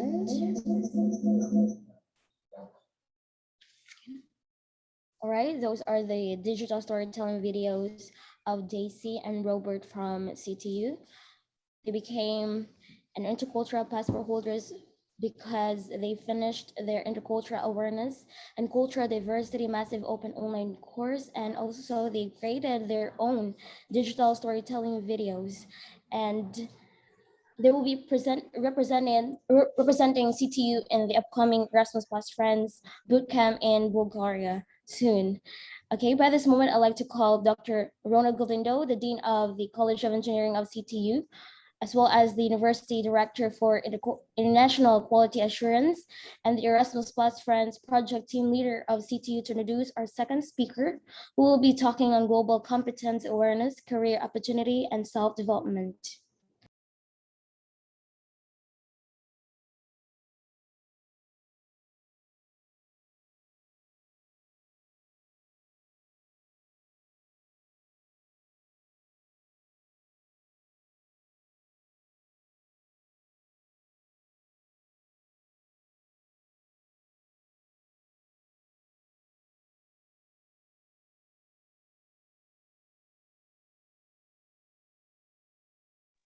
Hello, good afternoon to everyone. Thank you for listening. And then actually the digital stories of the two students from Cebu Technological University. They are qualified to travel abroad for Bulgaria in Varna University of Management. So actually, there are 4 students coming from Cebu Technological University, other than students coming from other partner countries. So this coming June, they will have their student boot camp in Bulgaria for about 1 month or 4 weeks. But we still have to comply all the requirements. You have the passport, visa, airfares, requirements for health protocols, particularly are they fully vaccinated? So with all of these things, we are preparing now. We are so glad that the Cebu Technological University designated and appointed our new University Director for Internationalization and ASEAN integration. She is dynamic, active, aggressive, and even, well, of course, well-versed on internationalization. So we try to see to it that everyone will be part of the MOOC, the Massive Open Online Course, and be part of the digital story and get secure the intercultural passport. So at this point in time, I would like to introduce to you our University Director for Internationalization and ASEAN Integration. If my initial is all about RMG, talking about Ronald Monar Galindo, but her initial is also, it's not RMG, but RGM. Please welcome Dr. Rodora G. Magan. Thank you very much, Dr. Galindo. Thank you for the nice intro. Ladies and gentlemen, good afternoon once again. Let me know if you are still there. Once again, students, please confirm. Kindly turn on the mic and say hello. If you are there, you say hello. Hello. All right, that's wonderful. I'm seeing names. We have Norlene, we have Methel, Joey, Lindy. By the way, during my discussion, I'll be calling you, okay? So be very careful, be very active listeners, because I want you to engage with me as I talk with you about competence, global competence. Are you okay with that? Do you want to answer some questions while I give you some information? I want this to be very interactive. Jennard, are you okay with that? Jennard Ferrari. All right, what about, we have Hyacinth. Hyacinth, are you there? Hello, good afternoon. Hello, Hyacinth. Okay, they're not responding. Maybe they have some technical problems, but if you could respond to me, if you have this stable connection, please do engage with me. I love to hear your voice. I love to hear your ideas as well, okay? Yes, ma'am. All right, so once again, welcome to Cebu Tech University, the premier university here in the South. And we have 40,000 students before, but as of this year, we have 60,000 students. Why do we have so many? We have so many, by the way, because we have 23 campuses from the northern tip to the southern tip of Cebu province. So we are trying to make sure that these 60,000 people are engaged in internationalization. Like Dr. Galindo said, we encourage them to have their passports, because any time of the day, we invite them to avail of some scholarships and some student exchange programs. So like you could be engaged as well. Hence, sit back and relax, and I'll tell you more about this. Okay, kindly show the slides, Glezo.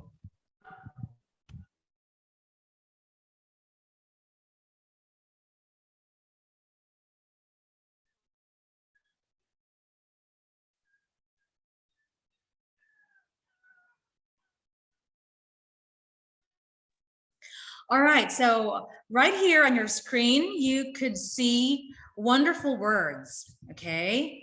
I hope you can still hear me. First slide, Lezel, okay? There you go. You have global competence awareness, career opportunity, and self-development, okay? So why is it that I am highlighting the 2 words here, career and self? Well, you may know of the relationship, but this afternoon, you'll know more about the profundity of the relationship between career and self. You know, basically that what we envision for ourselves, okay, will surely happen if we trust in God and if we work it out as well. Whatever we think about ourselves, if we are quite confident we could achieve what we want, and therefore our career as well is going to improve. And I know that this is your goal, and this is the goal of the majority. And as much as we want to achieve this, we couldn't if we don't know how to do it. Therefore, let's go, and please be on board as we talk about global competence awareness, career opportunity, and self-development. Okay?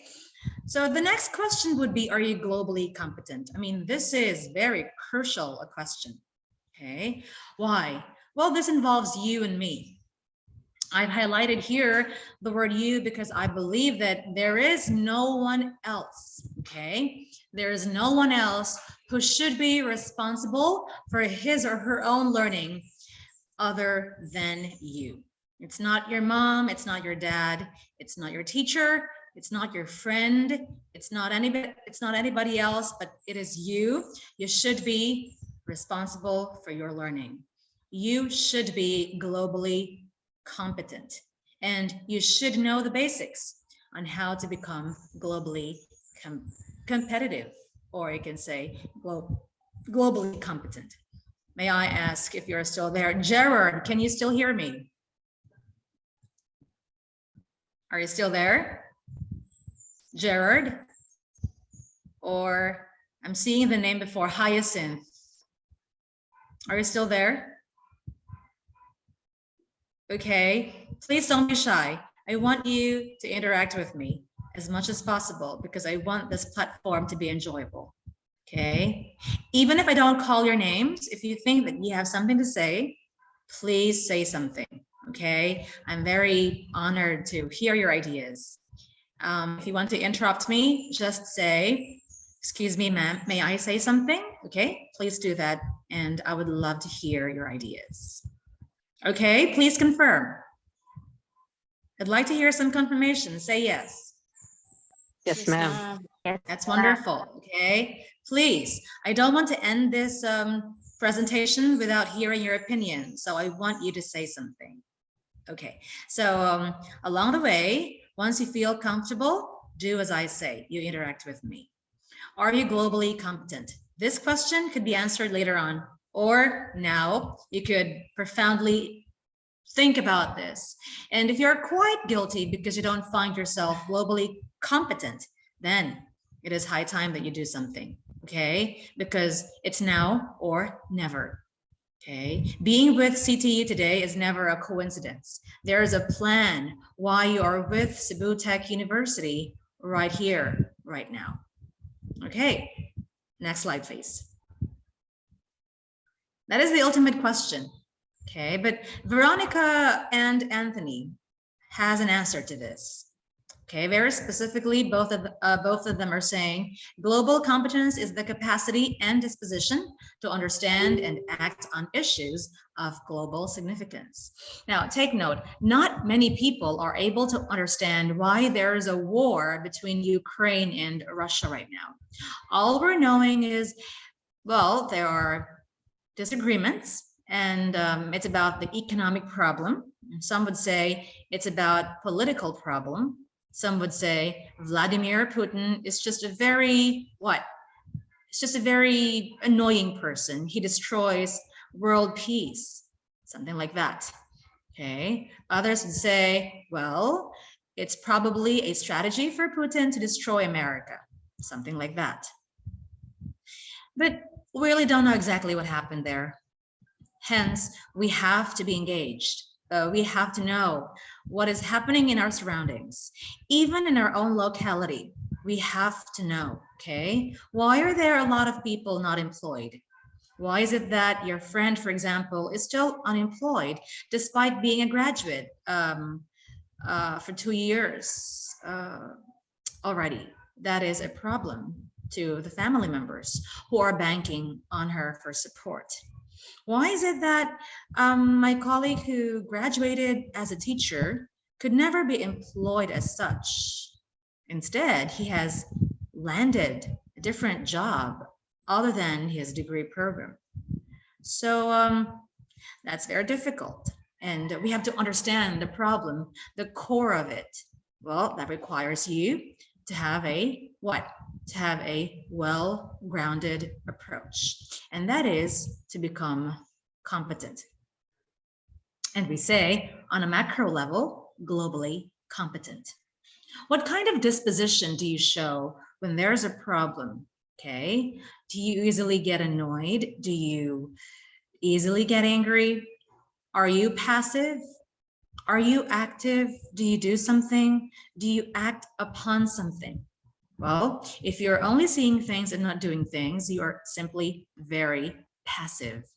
But if you're doing something, okay, to a certain problem, if you're the type of person who gives solutions to problems, then you are very proactive and the world needs you. Erasmus needs you.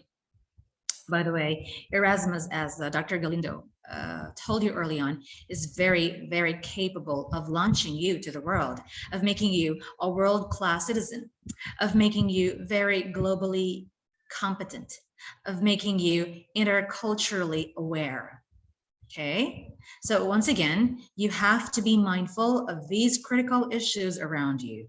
Otherwise, you are passive. And you cannot be passive, especially if you are in the academe. Next slide, please. We are saying that key elements are very important for us to understand better this global, what? Global recognition. You could be globally recognized if you are globally competent, because it follows that you have mastered the criteria to become world-class. Ladies and gentlemen, okay, my dear students, there are 4 domains of global competence. At the bottom part, you have there the most important part. You have to take action. Like I said to you early on, you could not just sympathize, you have to empathize. You know why? Because if there is no empathy, there's no way for you to understand better what that person feels or how she is going to overcome these difficulties in life. Hence, we begin with investigating the world. How do you take action? Okay, take the first step. And the first step here is investigate the world. What do you exactly do when you investigate the world? Well, you have to look beyond. You have to conduct a research. How do you do it? Quite simply, you ask questions. Quite simply, you understand the concerns of these neighbors around you. Go to the core and understand what could be done to that. Once you investigate the world, you have to be very neutral. You couldn't be biased. Otherwise, you wouldn't be able to know the problem. Okay, it's like knowing, why is there no water in this part of Africa? And why is it that these women are easily married off to certain men of old age? Is it okay? Is it proper? Is it even advisable? Do we have some health concerns here? Okay, why are these gays in Iran? Why are these lesbians in Iran punished by the government? Okay, why is prostitution in Thailand very legal? Why does the Thai government support prostitution? Is it for the welfare of their citizens there? Is it for livelihood or what? But why is prostitution illegal in the Philippines? Why is marijuana, smoking weed, for example, in certain parts of Europe legalized? Why is it not in other countries? Things of this sort, okay? These should bother your mind, but of course, once you understand why these are done, perhaps you might not get bothered, but I'm not saying that you have to do what they are doing because we have different cultures. The goal here is to understand, and more than understanding, we don't judge right away, but we could judge if there's a specific backup or if there are certain standards that are very much upheld by many parts of the globe. So once you investigate, you could be either shocked or happy or delighted or tormented. All of these feelings will come out. Okay, then what happens next? You have to recognize their perspectives. How do you recognize? Is it compromise? Again, no, it is not the goal. When you compromise, you forget about your own beliefs and you will embrace the new one. You don't have to do that. What you do here is you uphold your own beliefs. For example, those beliefs built on certain laws and standards in your culture, and understand what others have to uphold is about. Okay, for example, like what Dr. Galindo said, if a PCR testing is allowed in this particular culture or in this one airport, maybe in other European airports, it's no longer it's no longer advised. But it doesn't mean that you have to take it easy. Always you have to take precautions because we are now in the post-pandemic. Okay, if you go to a Muslim country, what do you wear? You have to recognize their perspectives. Is it okay for you to show your skin, or do you abide by their laws of wearing the burqa, for example, in Saudi Arabia? Again, that is something you have to know, because once again, this is intercultural agenda. Okay, communicate the ideas. Once you learn these ideas from different countries, well, you could tell your friends about them. Like what Daisy and Robert did after they had gone to Netherlands and Korea. They shared their ideas to their friends. They talked about how Korean people act. They talked about how the Netherlands, the Danish people, okay, interact with themselves amongst each other, for example, like kissing and many more, which to our culture is very awkward. Do you kiss your friend when you meet her?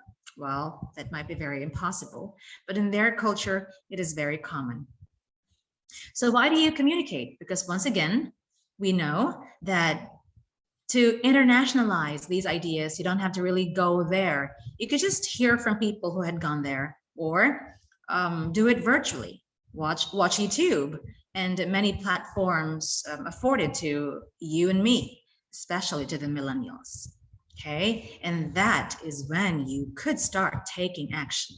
Okay, it's very simple. Again, investigate the world, recognize perspectives, okay, and communicate ideas. That is when you could start taking action. Okay, once again, these are the 4 domains of global competence. Do you think that these rebels, yeah, thank you very much. It's okay. Next slide, please. Do you think these rebels, okay, who call themselves ISIS members are globally competent? Well, you could answer the question, okay, in your own spare time, but really we say, because they kill people, they murder people, they don't basically understand the cultures of these people, hence we don't call them globally competent. Those people who kill the social order, who kill peace and who destroy this agenda, this harmonious way of living, are people who don't basically understand what it is to be culturally aware, what it is to be interculturally aware, and what it means to be globally competent. That is why if you are having this criterion, okay, of global competence, you are having 3 major characteristics. And these are, you have this idea of being aware, okay, you have this idea of being curious, and of course, can you go back a bit to that slide? You have this idea of being interested, okay? These 3 major qualities, okay, are very important. You could not be aware in the first place if you're not curious of something. And you couldn't be curious of something if you're not interested in something. That is why investigating the world in the first slide, in the previous slide, would demand awareness, curiosity, and interest among you for you to kickstart the journey. Next slide, please. Hence, we are saying that to be globally competent, we have wonderful freebies. If you were to go to a store, there are freebies and you like to hear freebies. Same is true here. Significance of global competence, okay? Run from cultural awareness down to caring about global issues. We'll take things one step at a time very quickly. So like I said to you, there's this development of cultural awareness in you. And once you have this, you become very respectful of the cultures of other people. Once again, when you respect, it doesn't mean that you have to compromise. It's enough that you understand. Therefore, you could take a very nice approach of talking with them once you think that your idea and his idea, for example, are not quite the same. It's a good venue for you to start talking. All right. Why is this happening? Because we have a very different society, and this society is composed of diverse cultures. Okay, the culture of the Brits is very difficult from the culture of the Filipinos. Koreans are quite aggressive, but the Filipinos are not quite aggressive. The Japanese people are so respectful, but the New Yorkers are not quite, okay? Especially those living in the suburbs, especially those who are living in the subways because they have no money. They keep on begging on a daily basis. Well, their behavior is built such as this because of their hunger for what? For recognition, because of their desire for survival. You know, these needs of individuals really change the behaviors all the way through. So we have to be very careful with diverse societies. Another, we have to recognize and challenge cultural biases. As I said to you, there's no way for us to bully anyone on social media if we understand their culture. Okay, do you have to bully those people who don't bully you? I mean, this is very basic. There needs to be understanding from both sides, and communication is the key to knowing why you two are having different cultures. Facilitate harmonious living in multicultural communities. This is very much parallel with diverse societies. Before I continue, are you still there? Kindly say, yes, I am. Yes, I am. Good, very good. Before I continue, are you making sense of everything that I have been saying? Yes? Yes, Kindly ma'am. confirm. Okay, that's wonderful. And I hope that while listening to me, you're enjoying as well the idea of thinking about these things, because no sooner you'll find yourself in a foreign country and you'll remember what I'm saying to you. So it prepares you for the world of work, second column. Okay, well, almost always, if the person is globally competent, if he knows the rules of this airport and this airport and this airport in this country and another country, he can just go from one place to another with great ease. There's no problem because he knows what to do. He knows the protocols. Okay, if a friend, for example, would say, let's go to Italy next year, there's no more problem because you know how to get there. That first and foremost, you have to have the passport. And of course, if it's a European country, you have to have a visa. Okay, and these procedures require money. So in every step of the way, you know what to do. No one can deceive you because you are globally competent.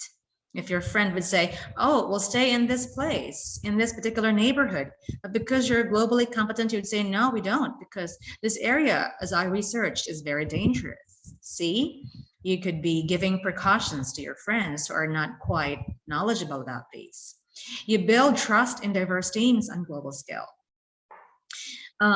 Imagine this, you become a great employee in one of the best hotels in Dubai in the future, or you could become a nurse, okay, in one of the great hospitals in Britain, or you could stay in the country while working with different nationalities still. That's very possible. What kind of disposition, what kind of aura do you display to them? Of course, it is the aura of a globally competent individual. That means you're confident enough to speak your mind, you are not afraid to communicate your ideas, and of course, you are never easily threatened by anything. That is global competence. And last column, it says here, the impact or the significance of global competence is it capitalizes on inherently interconnected digital spaces.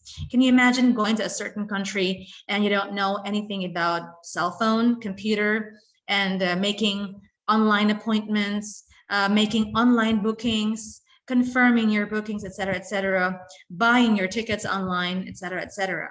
Now, these are so overwhelming, but for a globally competent person, everything is a piece of cake. Are you imagining what I'm imagining right now? Anyone?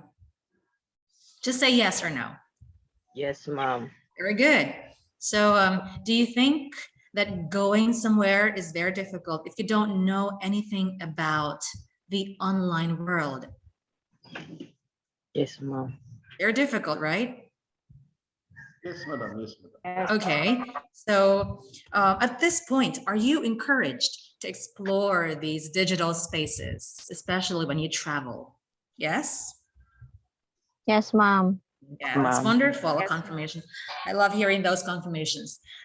So I would say all of these won't be very difficult if you start exploring. And again, this is the initial step to become a globally competent person. I would say initial step, because the main phase of becoming globally competent was discussed early on using the 4 domains, okay? Looking into their culture, understanding them, and doing something about those cultures. And of course, like I said to you early on, we have to care about global issues. So once you become globally competent, you're the type of person who is now very sensitive of the needs of others, okay? For example, you're hearing some victims in some parts of Haiti during the earthquake. Well, you could start having this campaign online, okay? Have you tried doing this in your own classes, students? Like doing an advocacy and inviting people to help others in need by donating an amount of money. Have you tried this? Yes, ma'am. Oh, Yes. how does it feel? Yes, ma'am. How does it feel? How was it like inviting people to join you? Wonderful? It feels what? Grateful, mom. Very good. Okay. What did you feel when you noticed that money is very efficiently channeled to your account because everything is done very quickly online? Was it helpful? Yes, ma'am. Does it give you a feeling of satisfaction somehow that things are done so quickly? Yes? Yes, ma'am. Okay, that's wonderful. Next slide, please. Okay, I think we're down to our last slide this time. I'm hoping that you're not bored while I'm talking here, and it's a promise. I'm a quick speaker, so it's my last slide with you. 5 reasons why global competence should be our goal. This is just a very clear doppelganger of the first or the previous slide, but I'm just trying to make things clear here. Okay, let's try to have number 5, because it gives you success in career and life. Don't forget, our first slide talks about 2 things, major things, career and self. If you want to envision yourself to be this way, you have to build your career this way as well. If you want to have this kind of career, then that means you have to mold yourself this way too. They have to have direct relationship. So success in career and life is very possible, okay, when you're globally competent, all right? Because once you have a very well-coordinated career in life or self, you could become a major player on the global stage.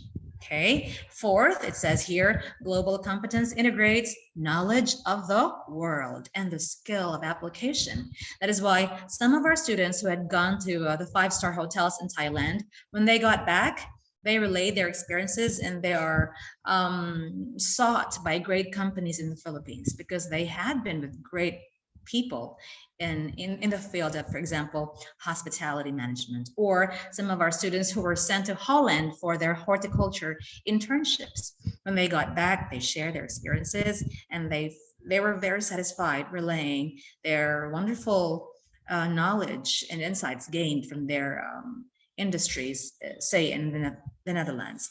And some of our interns coming from Israel as well, we're so happy talking about their experiences in the farms in Israel. And one day in a week is designated for their class at a particular college in Galilee. You know what that place is? A very historical place mentioned in the Bible. That's where that's where they spend one day for their schooling and the rest of the days for their practical farm work. Coming back to the country, they were so happy that the experience made them globally competent because now they understand how to grow things in a very sort of desolate area. Because, you know, Israel is not like our country with rich resources such as wonderful soil quality and so on, but they're still able to pull it off and grow wonderful, wonderful sources of habitation. And this is what Israel is proud of. And we are happy that our students are taking part in this journey until now. Okay, so you integrate knowledge of experts from different parts of the world. Number 3, more than ever before, individual actions reach around the globe. Okay, so our meeting today, okay, will never be laid to waste. I know that in the next few chapters of your lives, you would remember this talk with Cebu Tech and how we have encouraged you to go abroad as well, to experience different cultures, to talk with people in various cultures and learn a lot from them. Because your ideas, no matter how simple, will reach out to those people, like in Africa, in Europe, in North America, and South America. Because what we have here in the country are also very unique to them. What they have in their country are unique to us, and that is a very complementary force. Number 2, a new generation of students requires different skills from the generations that came before. Notice that we have jobs these days that had not been acknowledged before. Who among you are familiar with people who work as virtual assistants?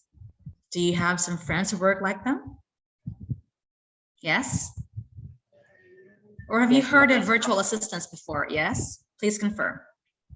Yes, ma'am. Do you find this job interesting? What do you think?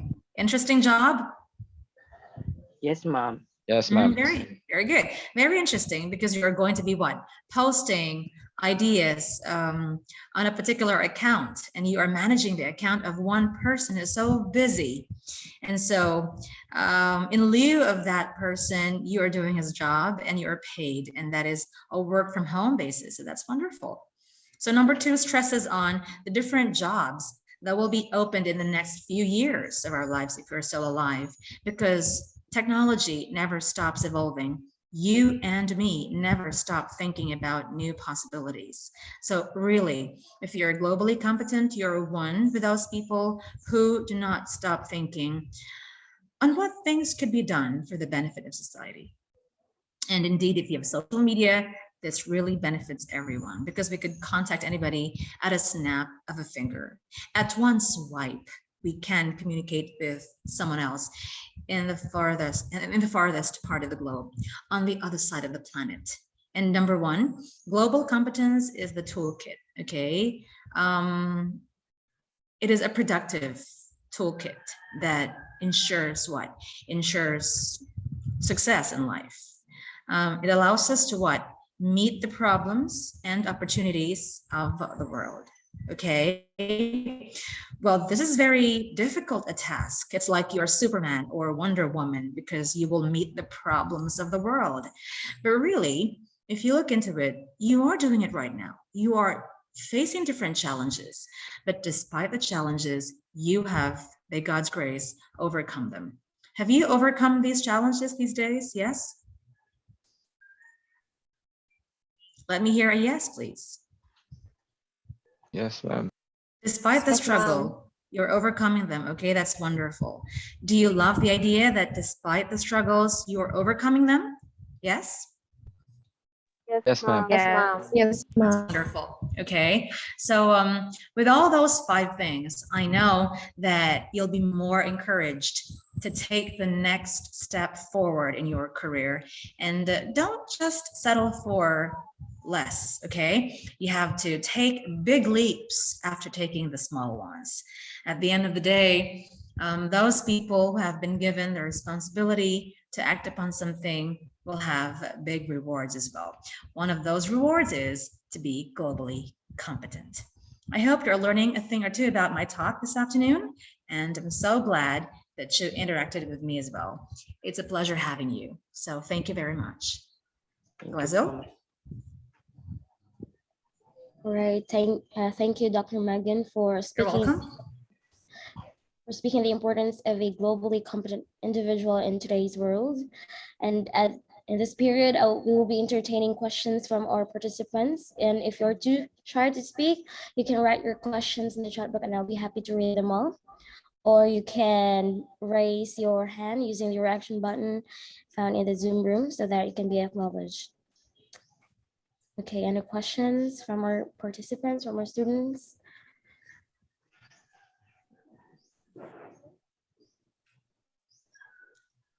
I think they're so shy, Glezo. Oh, I think there's somebody. Mary. Is it Mary?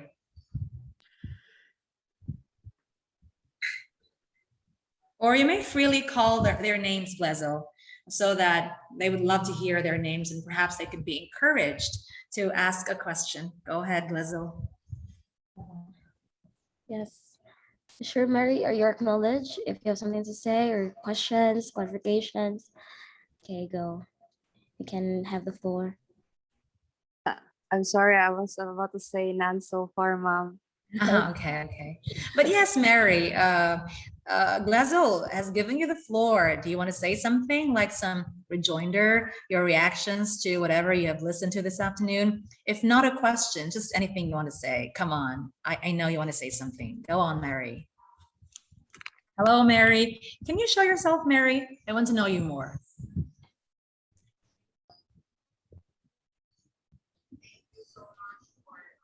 That's wonderful. Hello, Mary. How are you?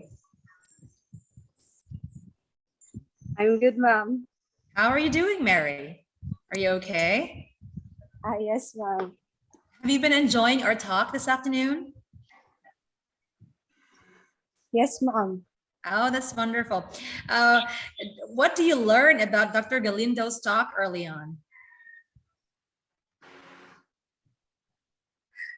I was really shy to share, Mom, but oh, please don't be shy, because I and Dr. Galindo would be very pleased to hear you. If there are queries or if you have something to say about whatever you learned early on, a thing or two. Just very simple, Mary. Go ahead.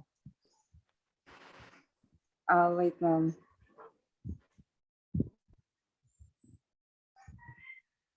Okay, so wala ko'y question, but with our instruction, with the count of 3, kindly open your video. 1, 2, Dr. 3. Galindo, hold on. There's a question here on the chat yeah, box. okay. Glaz, kindly read.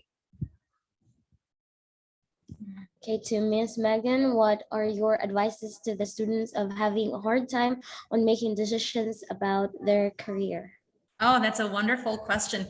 Thank you. It is from Padayhag. Okay, hello there. What's the first name, Glezo, of Padayhag? Remark. Remark. Okay, Remark, where are you? Can I see you? I want to see you so I could basically get to know you more. Hello there. Where is Remark, sorry. It's okay. Oh, yes, there you go. Hello there, Remark. How are you? How's everything going there? Fine? Fine. Do the approved sign if you're... Oh, that's wonderful.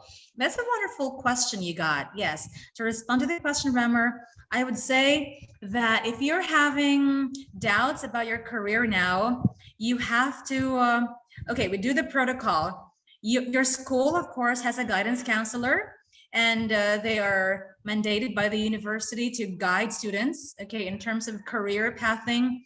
If you think that you're not on the right track, you can go to her and talk to your guidance counselor. If that's not what you want to do, you can just simply read something about your chosen career now and see if you could deal with them in the next few years.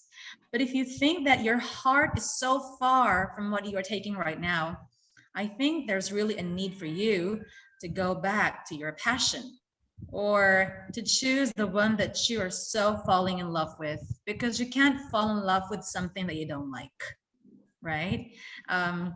Just like Glazel, for example. Glazel, let Remark hear what your passion is. Is your passion about writing, Glazel? Yes, ma'am. Yes, okay, so Glazel falls in love with writing, therefore she pursues writing about different cultures in the world, because that is to be interculturally aware. So if you think, Remark, that you are falling in love with something right now, that means you have to pursue it. May I ask, Remark, what is your degree program? Are you in the engineering department? I'm a hospitality. Oh, I see. Okay. So you are in the hospitality department. Don't you like being in that department? I like, ma'am, because that is my dream on working in the tourism sectors.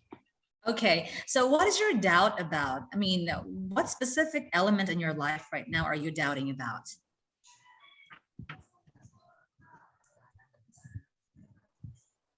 Big thing. Come again, Remark. I wasn't able to hear that. What specific element in your life right now are you doubting about?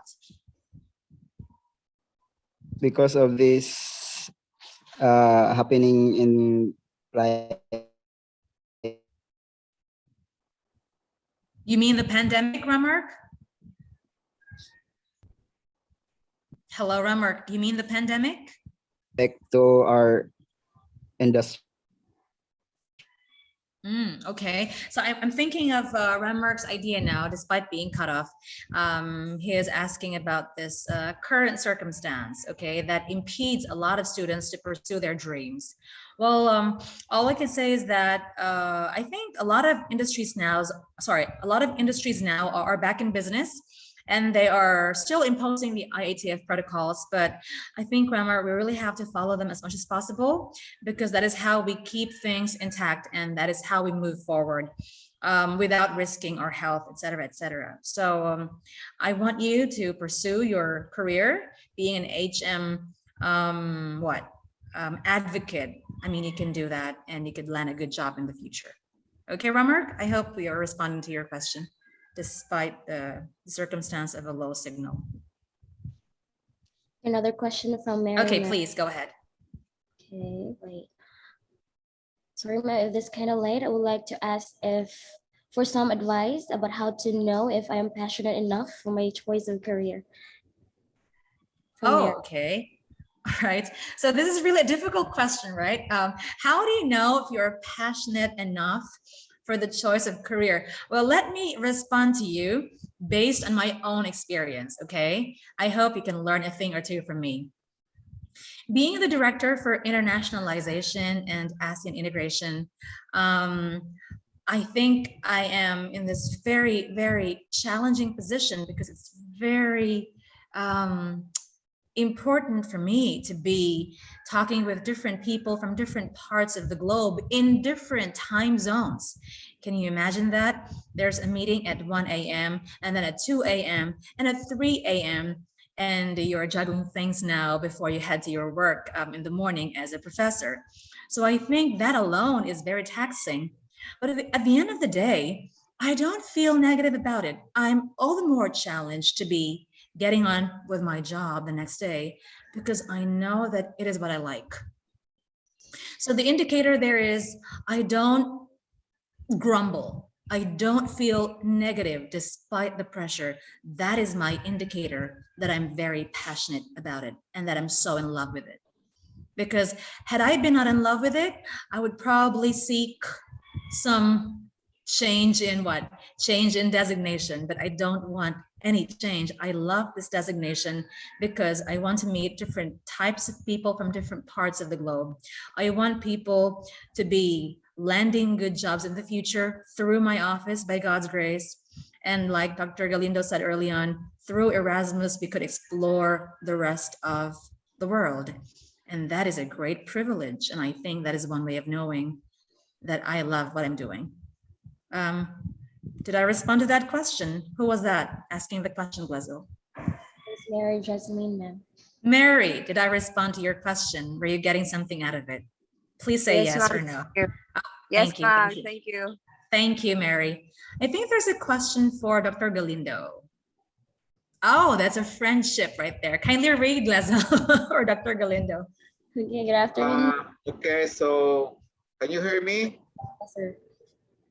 Okay. Yes, yes. With the count of 3, kindly open your video. I want to see your faces here. Yes, of course. I do want to see your faces too. Okay, so we want to open our window. So, well, of course, I know some are in your house, in your homes, in school. Well, you can fix your faces. you can, well, are you applying for makeup or combing your hair? Okay, girls will really have to fix the hair. We cannot serve you snacks in here. We cannot drink coffee. So supposed to be you have the coffee break or a tea break, but we can do it with you have your cup, you have maybe have your bottle of water, then you can drink it all together, and that's we have fun in this online. So we really want to really see that you feel at home with us. Cebu Technological University. We visited. We also have recognized the presence of Sir Joel Dagot, Ma'am Rose, and everyone, mga faculty din ha, and also sa mga estudyante, no? So I miss the crabs ko na or kanang alimango nga tambo kayo din ha sa Tanggom. Okay, so and then kanang inyo ha mga kanang lights during Christmas, no? So yes, ma'am, usually visit the place, no? Yes, sir. You're very much welcome to our school. Yeah, so happy kay ko nga nalipay kay mi diri nga nagyod full support sa Northwestern Mindanao College of Science and Technology sa Tanggom. Yes, thank you for the support. Yeah, we look forward. This is not only the beginning, but we still have many engagements in the future. We were there with my wife, even during the among skills training. Yeah.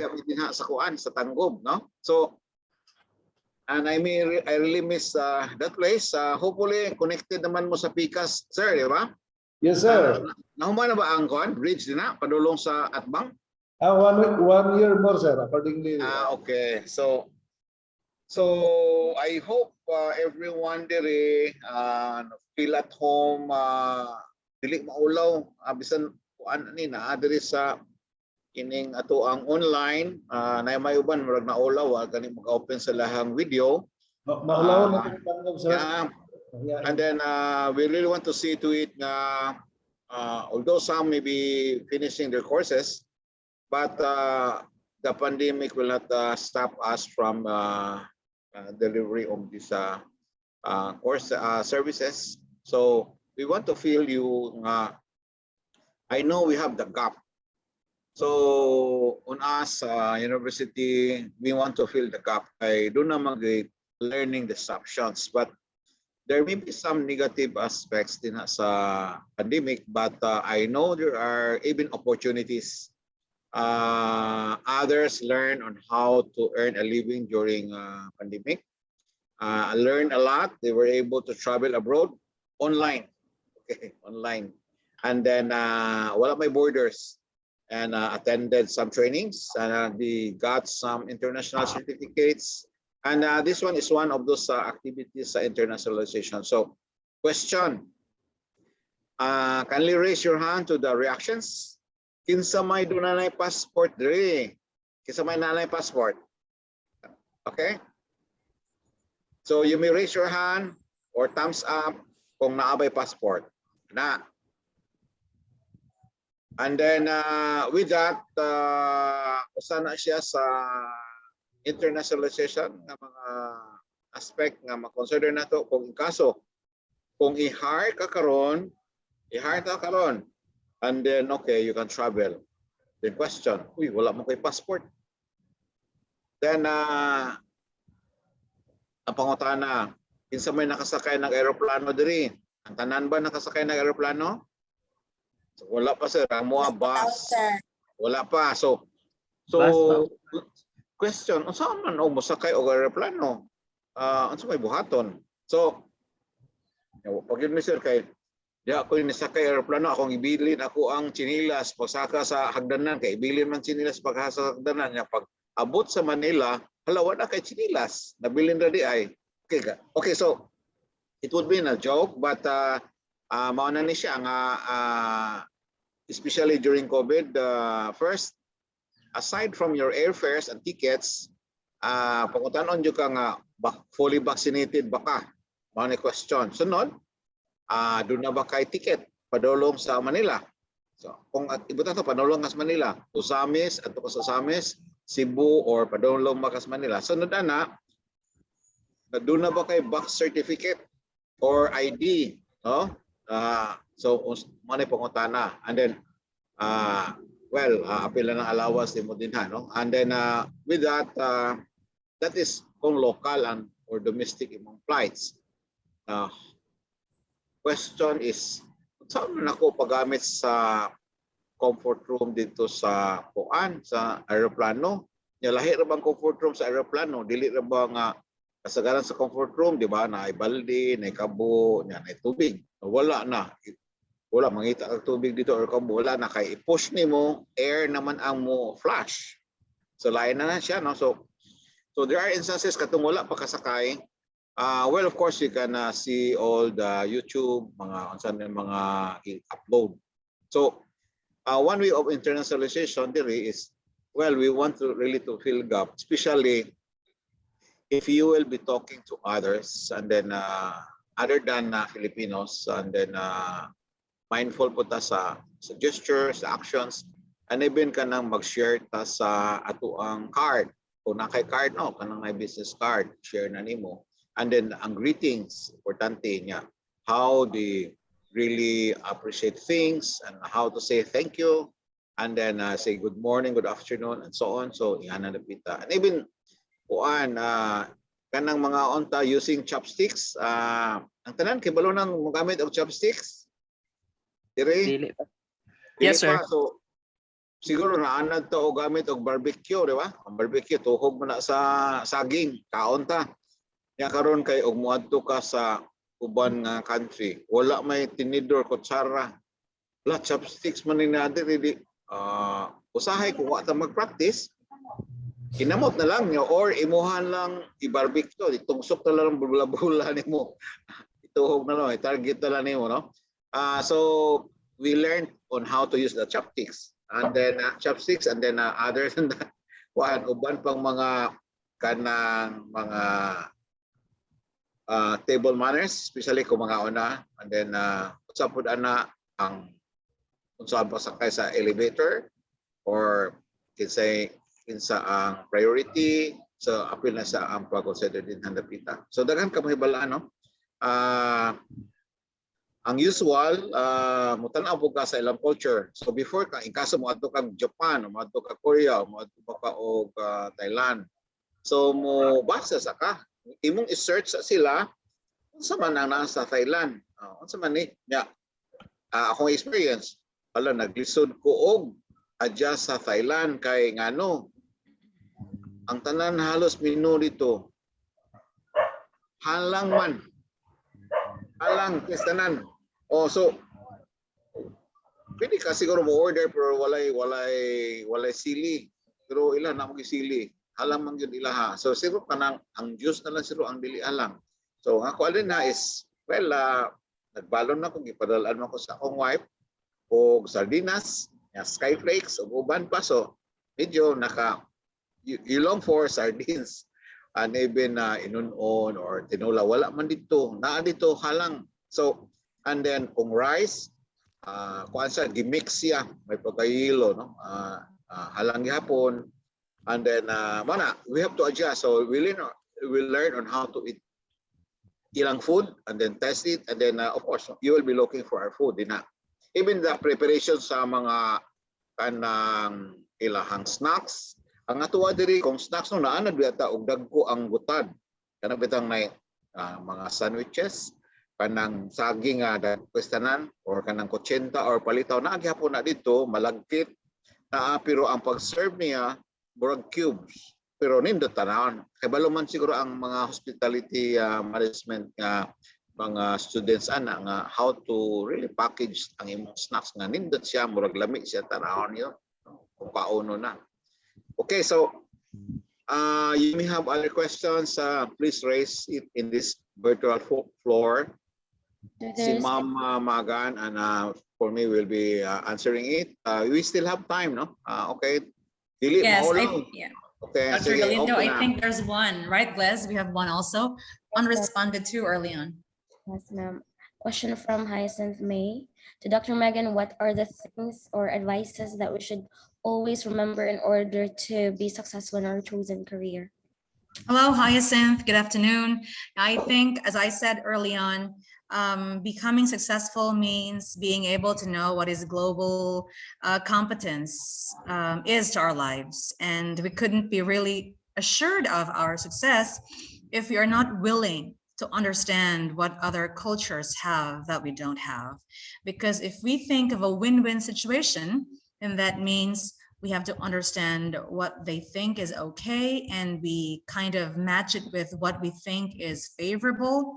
So from there, we could create a what? A powerful situation, okay, that dictates how we behave moving forward. So wherever you go, Hyacinth, in the near future, always be mindful of cultural awareness, because you hurt other people, especially your boss, your colleagues, if you're not so sensitive to what they uphold in their lives. But again, I tell you, do not compromise, okay? Uphold what you think is correct and move from there. Hyacinth, are you listening to my response? Yes, ma'am. Thank you. Oh, that's wonderful. Thank you, Hyacinth, for that question. So glad that was my response to Hyacinth's question. Do we have other questions? Okay, I see no. Kung wala sila question, ako question. Oh, wait, Dave Rosalejos is Yeah. raising his hand, Glezel. Kindly recognize him, Glez. I think he has a question. Kindly confirm. Dave Rosalejos. Hey. Hello, ma'am. Good afternoon. Good afternoon, Dave. Good afternoon. This is not a question, ma'am, but I would like to hear your thoughts about people who other path, ma'am, just to fill in the gap or the needs of their family, like the, you call that. Okay, I think I would say that those people who never follow their passion just because they wanted their family to get by, I think of them as heroes in their own ways, because there's the element here of sacrifice, okay? For example, you wanted to be a pilot, okay, or an aviation expert, but because your family cannot afford, for example, that degree program, then you are forced to choose something else. And all throughout your journey in college, you were not happy because that's not your first love. But again, as Dave pointed out, you have to do it because your family needs you, and you should be practical with it. So I think, Dave, you're still doing the best thing in the world, because giving your family what they deserve is very laudable, very commendable. Anyway, once you have your money in the near future, you could pursue what you really want to pursue. And that is if you're still alive, because we don't know when God will take our lives away.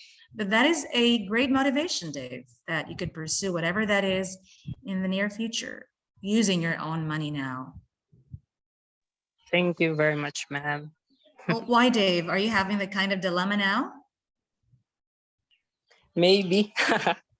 Okay, but just stay the course, okay? And don't shift another course if you are about to graduate, because that could still lead you somewhere, and that could still give you a sort of reward, Dave, for, you know, getting to the family first. At the end of the day, as what they say, there's always a pot of gold at the end of the rainbow.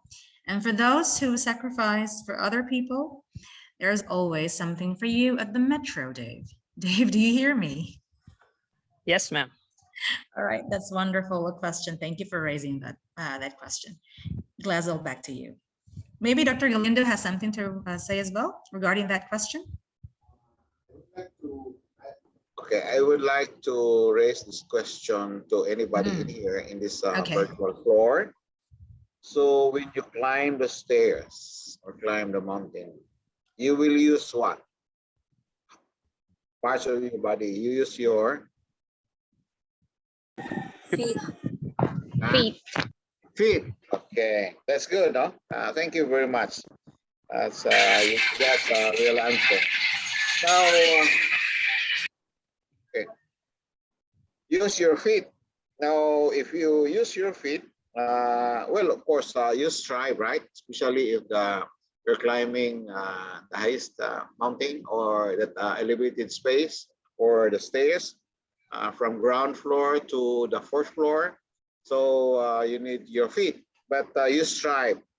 So, well, in striving, you cannot do it alone. You still have to ask God's help. You need assistance from the Lord, and then in that endeavor, and then ask for strength and wisdom and endurance. Now, faith here means for me is F is for faith, pagtuo, faith, and then E for endurance. If you have faith and endurance, naturally, with God's grace, you ends on top. Okay? So if you have the strength, endurance to go up using your feet, then you can reach your goal. Okay, so that is the question. So thank you for your answer. Yes. Thank you. What else? Isa pa may lain, no? Dili maulaw, basta naana gani diri. Dili na maulaw. Yes, Mary Jane.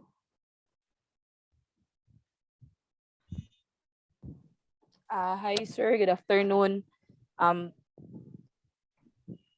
Sir, madungog ra ba ko, sir? Yes. Thank you. Magbisaya lang ko kay nakulbaan man ko. Mangutana lang ko, especially kay Ma'am Magan about yes, sa Mary. global competence awareness, ma'am ba? Nganong competence man ang gigamit nga word, ma'am? Nganong kanang ang competence man gud, ma'am, murag sa ako lang po nakita is naa siya word nga compete. So compete could be mean like rival or Okay. mas bugat is fight.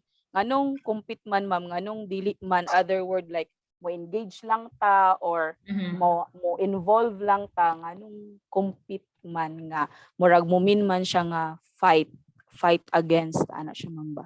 Okay, thank you for the good question, Mary. I understand your question. It's valid. Yes. Why compete? Why is there a need for us to be competing against each other? Well, this word, Mary, is actually double-edged, so to speak. It's a kind of word in the English dictionary that has multiple meanings. Okay. You can use the word compete in a negative way. You can use the word compete in a good way. Take notice of this. That when you use the word compete in a negative way, there's no what? There's no surrender to the one who wins the competition. But if you want to use competence in a good way, there is the element of motivation, because in competing against each other, there is a goal to win. But the good thing here is in the goal to win, there's no goal to destroy others. There's no idea of cheating. There's no idea of doing very negative means just to get what you want. In other words, Mary, this is a very healthy competition that we are doing in the world right now. For example, Japan and America are competing against each other in terms of technology. Now, is it good? The answer is yes, it is, because it motivates their scientists to do the best of their abilities. To give the world a better set of inventions for the next millennium. Is it good for Ukraine and Russia to compete? This one is a negative response, because what they're doing right now is very detrimental to the lives of people. Okay, so in the context of internationalization, is this competition healthy? The answer is yes, because, for example, now you are given the idea that some city unions are going abroad. You have to also compete coming from northwestern Mindanao, state of science and technology, you should be aiming for that trophy as well at the end of the day. Like your university should aim as well that anytime this year, some of you should go abroad. Anytime this year, some of you should be interns in Israel, should be interns in Thailand, in America, in Canada. Because a few years ago, CTU was never sending students abroad. But since Dr. Racine Ancheta Jr. took office in 2015, he had a different vision. He wanted CTU to be known to all countries abroad. Therefore, since 2015, we have been sending students to Canada, America, Holland, Israel, Thailand, Malaysia, Taiwan, and Korea. Teachers, faculty members, and many more up until now. And so we're so thankful because our president has this idea of competition. Otherwise, we wouldn't be able to experience any of these. Mary, did I respond to your question right? Yes, ma'am. Thank you so much, ma'am. You're welcome, Mary. Back to you, Glazil or Dr. Galindo. Yeah, in addition to Dr. Magan, Ma'am Rodora Magan, competence. Well, I always sit down with other industries here in Cebu, and I asked the human resource officer, why do you hire our graduates? That's a question, right? Why do you hire and get that person or that graduate in for your company? Well, finishing the course that is common to all universities. Acquiring the diploma, you have the transcript of records, or you may have the license. That's common, normal. Meaning to say, the skills, knowledge, and abilities for them, it's fine. Why they hire why I hire you? Comparing to other graduates from the different universities, when we say BHSM or BS education or whatever, you have the license, you're the same, right? But what matters is that this is the additional word. Do you have the IT? Do you know what's IT? IT. Do you have the IT? Other than your skills, knowledge, and abilities or attitudes, do you have the IT? What is the meaning for IT for you? Anybody? Cyril, what is the meaning for IT for you? For me, sir, IT is information technology. Okay, so that may be the answer for the rest, no? Maybe. All of you knows how to connect, how to use your gadgets, your cell phones, and so on, how to connect with the world using the technology. That is common, right, at this moment. Now, the answer for the HR, considering your courses now when you graduate, they will hire you not because you are a graduate of the course.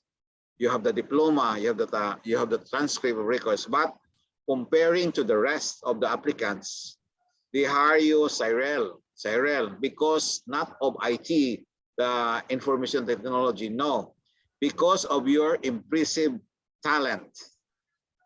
Okay, so I'll choose you because you have that IT, not the information technology, but you have the talent that others don't have. Impressive talent. Other than you're good in computer applications, but you are really a good basketball player, then I hire you. That is an example. Or you may have other skills or talent that the applicants don't have. That's it, right? So just remember, if you are BHSM, and then what is really the best or the talent that others don't have, then you have to see to it that you have the mastery of that skills, or you have the talent, and then improve it. Then when you apply, they will ask you what are other skills that you've learned or you have now compared to the rest. Di ba ang training sa HM or uban training pareha man mo tanan? Pareha man, di ba? Pero unsa may nakapalahi nimo tungod sa imuhang IT, impressive talent. Okay?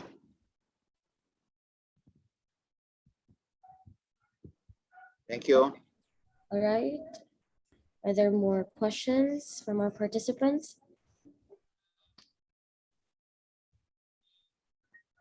If none, can we have the photo opportunity? Can we open your cameras? Okay, so open your camera, open your video. So we look forward, we'll include you in your prayers for the students of Northwestern MSA State College of Science and Technology. We pray for protection, and then we look forward for your success in your own endeavors, and also praying for your university or the college and the programs. Dr. Galindo, I'd also want to thank everybody, especially those who really lobbied their questions and those who participated, because they were the brave souls this afternoon. They were never afraid to lobby those questions to Mary, Hyacinth, who else, Gerard, to Cyril, all those who interacted. It was so nice speaking with you. Manghinaot mi, gikinhi sa Cebu, nga maayo mo dinha karon og kahimtang sa Mindanao. Okay? Mga batanon karon nga naghunahuna, Sir, kung kinsa ilahang botohan, Sir Galindo. Yeah, you have to pray okay. for Don't get whoever into will that. the best. Also pray for that. We will not be endorsing candidates here, but pray a lot, and that who can be our leaders for tomorrow. And then Ma'am Glisel, kindly upload our Google form for the evaluation in the group chat, and then please find time for you to answer the Google form, accomplish it, and then submit it to, accomplish it and then submit it, and then Glisel and the other Shella will be sending you the certificates. Okay. You have the group photo session. Thank you. 1, 2, 3, please. With your smile. Why sad, no? Why sad, no? You know, I'm sorry, wala may snacks karon. Kung napata physical snacks ta. Wala man ta. Online lang. Okay. Okay, 1, 2, 3, smile. Second page. 1, 2, 3, smile. Last page. 1, 2, 3, smile. Hello. All right. Oh, yes, I'm sorry, ma'am. Oh. So May 13? Ano yan? Yeah, anong date yon? May 13? No. Dr. Galindo, what is it? Okay, all right. Okay, so Okay, I'd like to call Dr. Megan to give. No, but I have to tell them that your company is looking for. Okay. Once I again, think it has to be muted, Glasel. Yes, the mic of Dr. Galindo. Okay, I'd like to call Okay. Dr. Megan to give her give us the closing remarks of this. Okay. Yeah, thank you, Glasel. Thank you very much. Students of Northwestern Mindanao State of Science and Technology, it has been wonderful being with you. Thank you as well to the professors there. And we couldn't wait to actually have another engagement with you. This interactive discussion was very helpful because you're given the idea as to what steps will you be taking in the next few chapters of your life. And we are encouraging you to be really, really culturally aware and, of course, globally competent. Okay, to Dr. Galindo, and in behalf of Cebu Tech University, Center for Internationalization and ASEAN Integration, thank you very much. A million thanks, everybody. Glazo? Yes, thank you. Thank you, Dr. Megan. Thank you, Dr. Galindo. Thank you, CTU. Thank you, Northwestern Mindanao State College of Science and Technology for joining us today in celebrating the virtual Friends Caravan 2022. But before leaving the Zoom room, I'd like everyone to please fill out the evaluation form. The link is posted in chat box. All right. Okay. I think the link is already posted. Can we fill out the evaluation form, everyone, before leaving the Zoom room?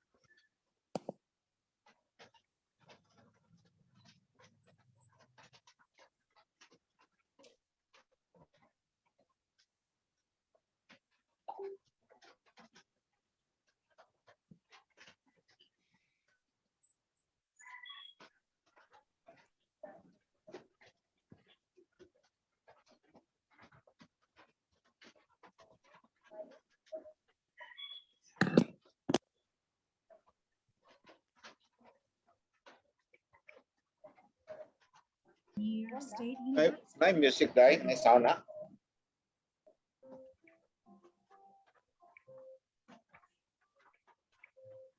Every moment is a step to a brighter future. A good plan today is the key to a better tomorrow. The Cebu Technological University is a premier state university providing advanced professional and technical education to future industry leaders. With recognition for its quality education, CTU has conquered the future of the young generation. The university adapts to a multidisciplinary technological approach, integrating research, community engagement, and sustainable practices. In support to the Philippine government and the United Nations Sustainable Development Goals, CTU also focuses on the upholding of Habuan making, climate change initiatives, and more.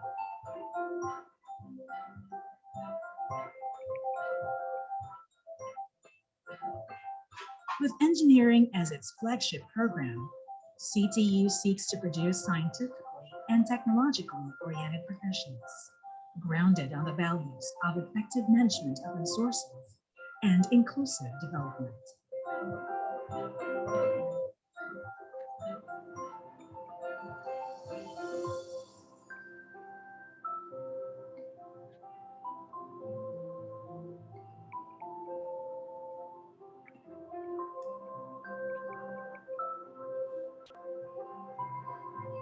As a state university, the school believes in equal access to quality education for all.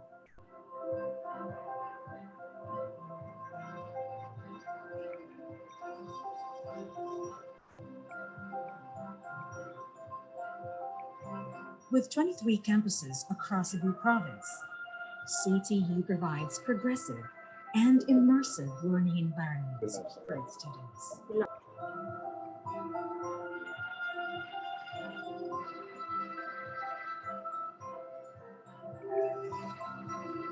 CTU provides an enabling environment by investing simultaneously in its infrastructure, facilities, and technologies.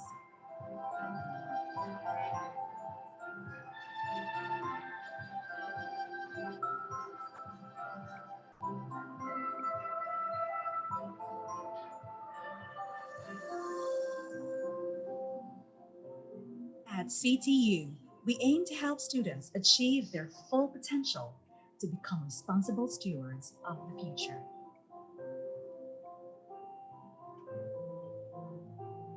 So come and claim your future with us at CTU.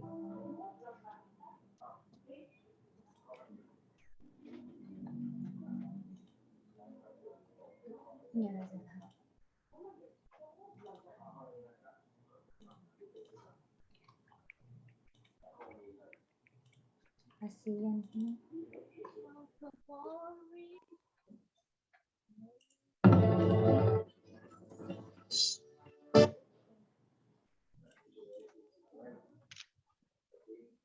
sa ulan Jin oy. Kasi gagawin sulod Jin. Kasi ang sulod bagay jit mga gaulan man.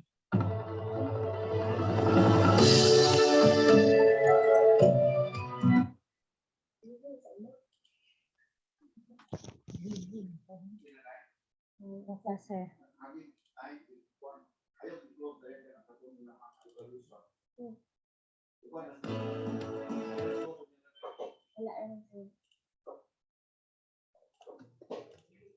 Nagribo ko sa Asian. Bongko.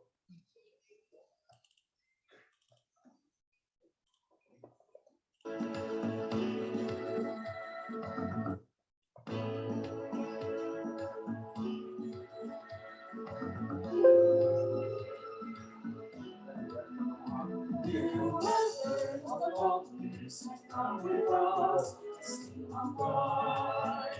from a simple solitary word, your day shine and wide, and shine the bright heart forever. Her humble story, it fills with pride, and with pleasure in our heart and spirit, that same spirit was high. Searching for every university, from my house, your way ensures our ways to truly free. You are righteous, the hardest search for source, education, technology.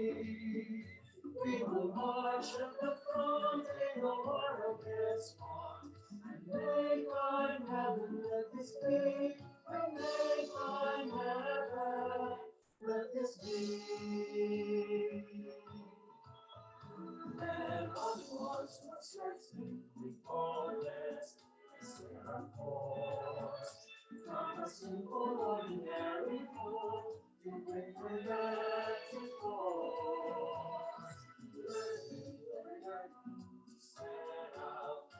New direction, ambitious cause, for the generations highest fullness of life and unity.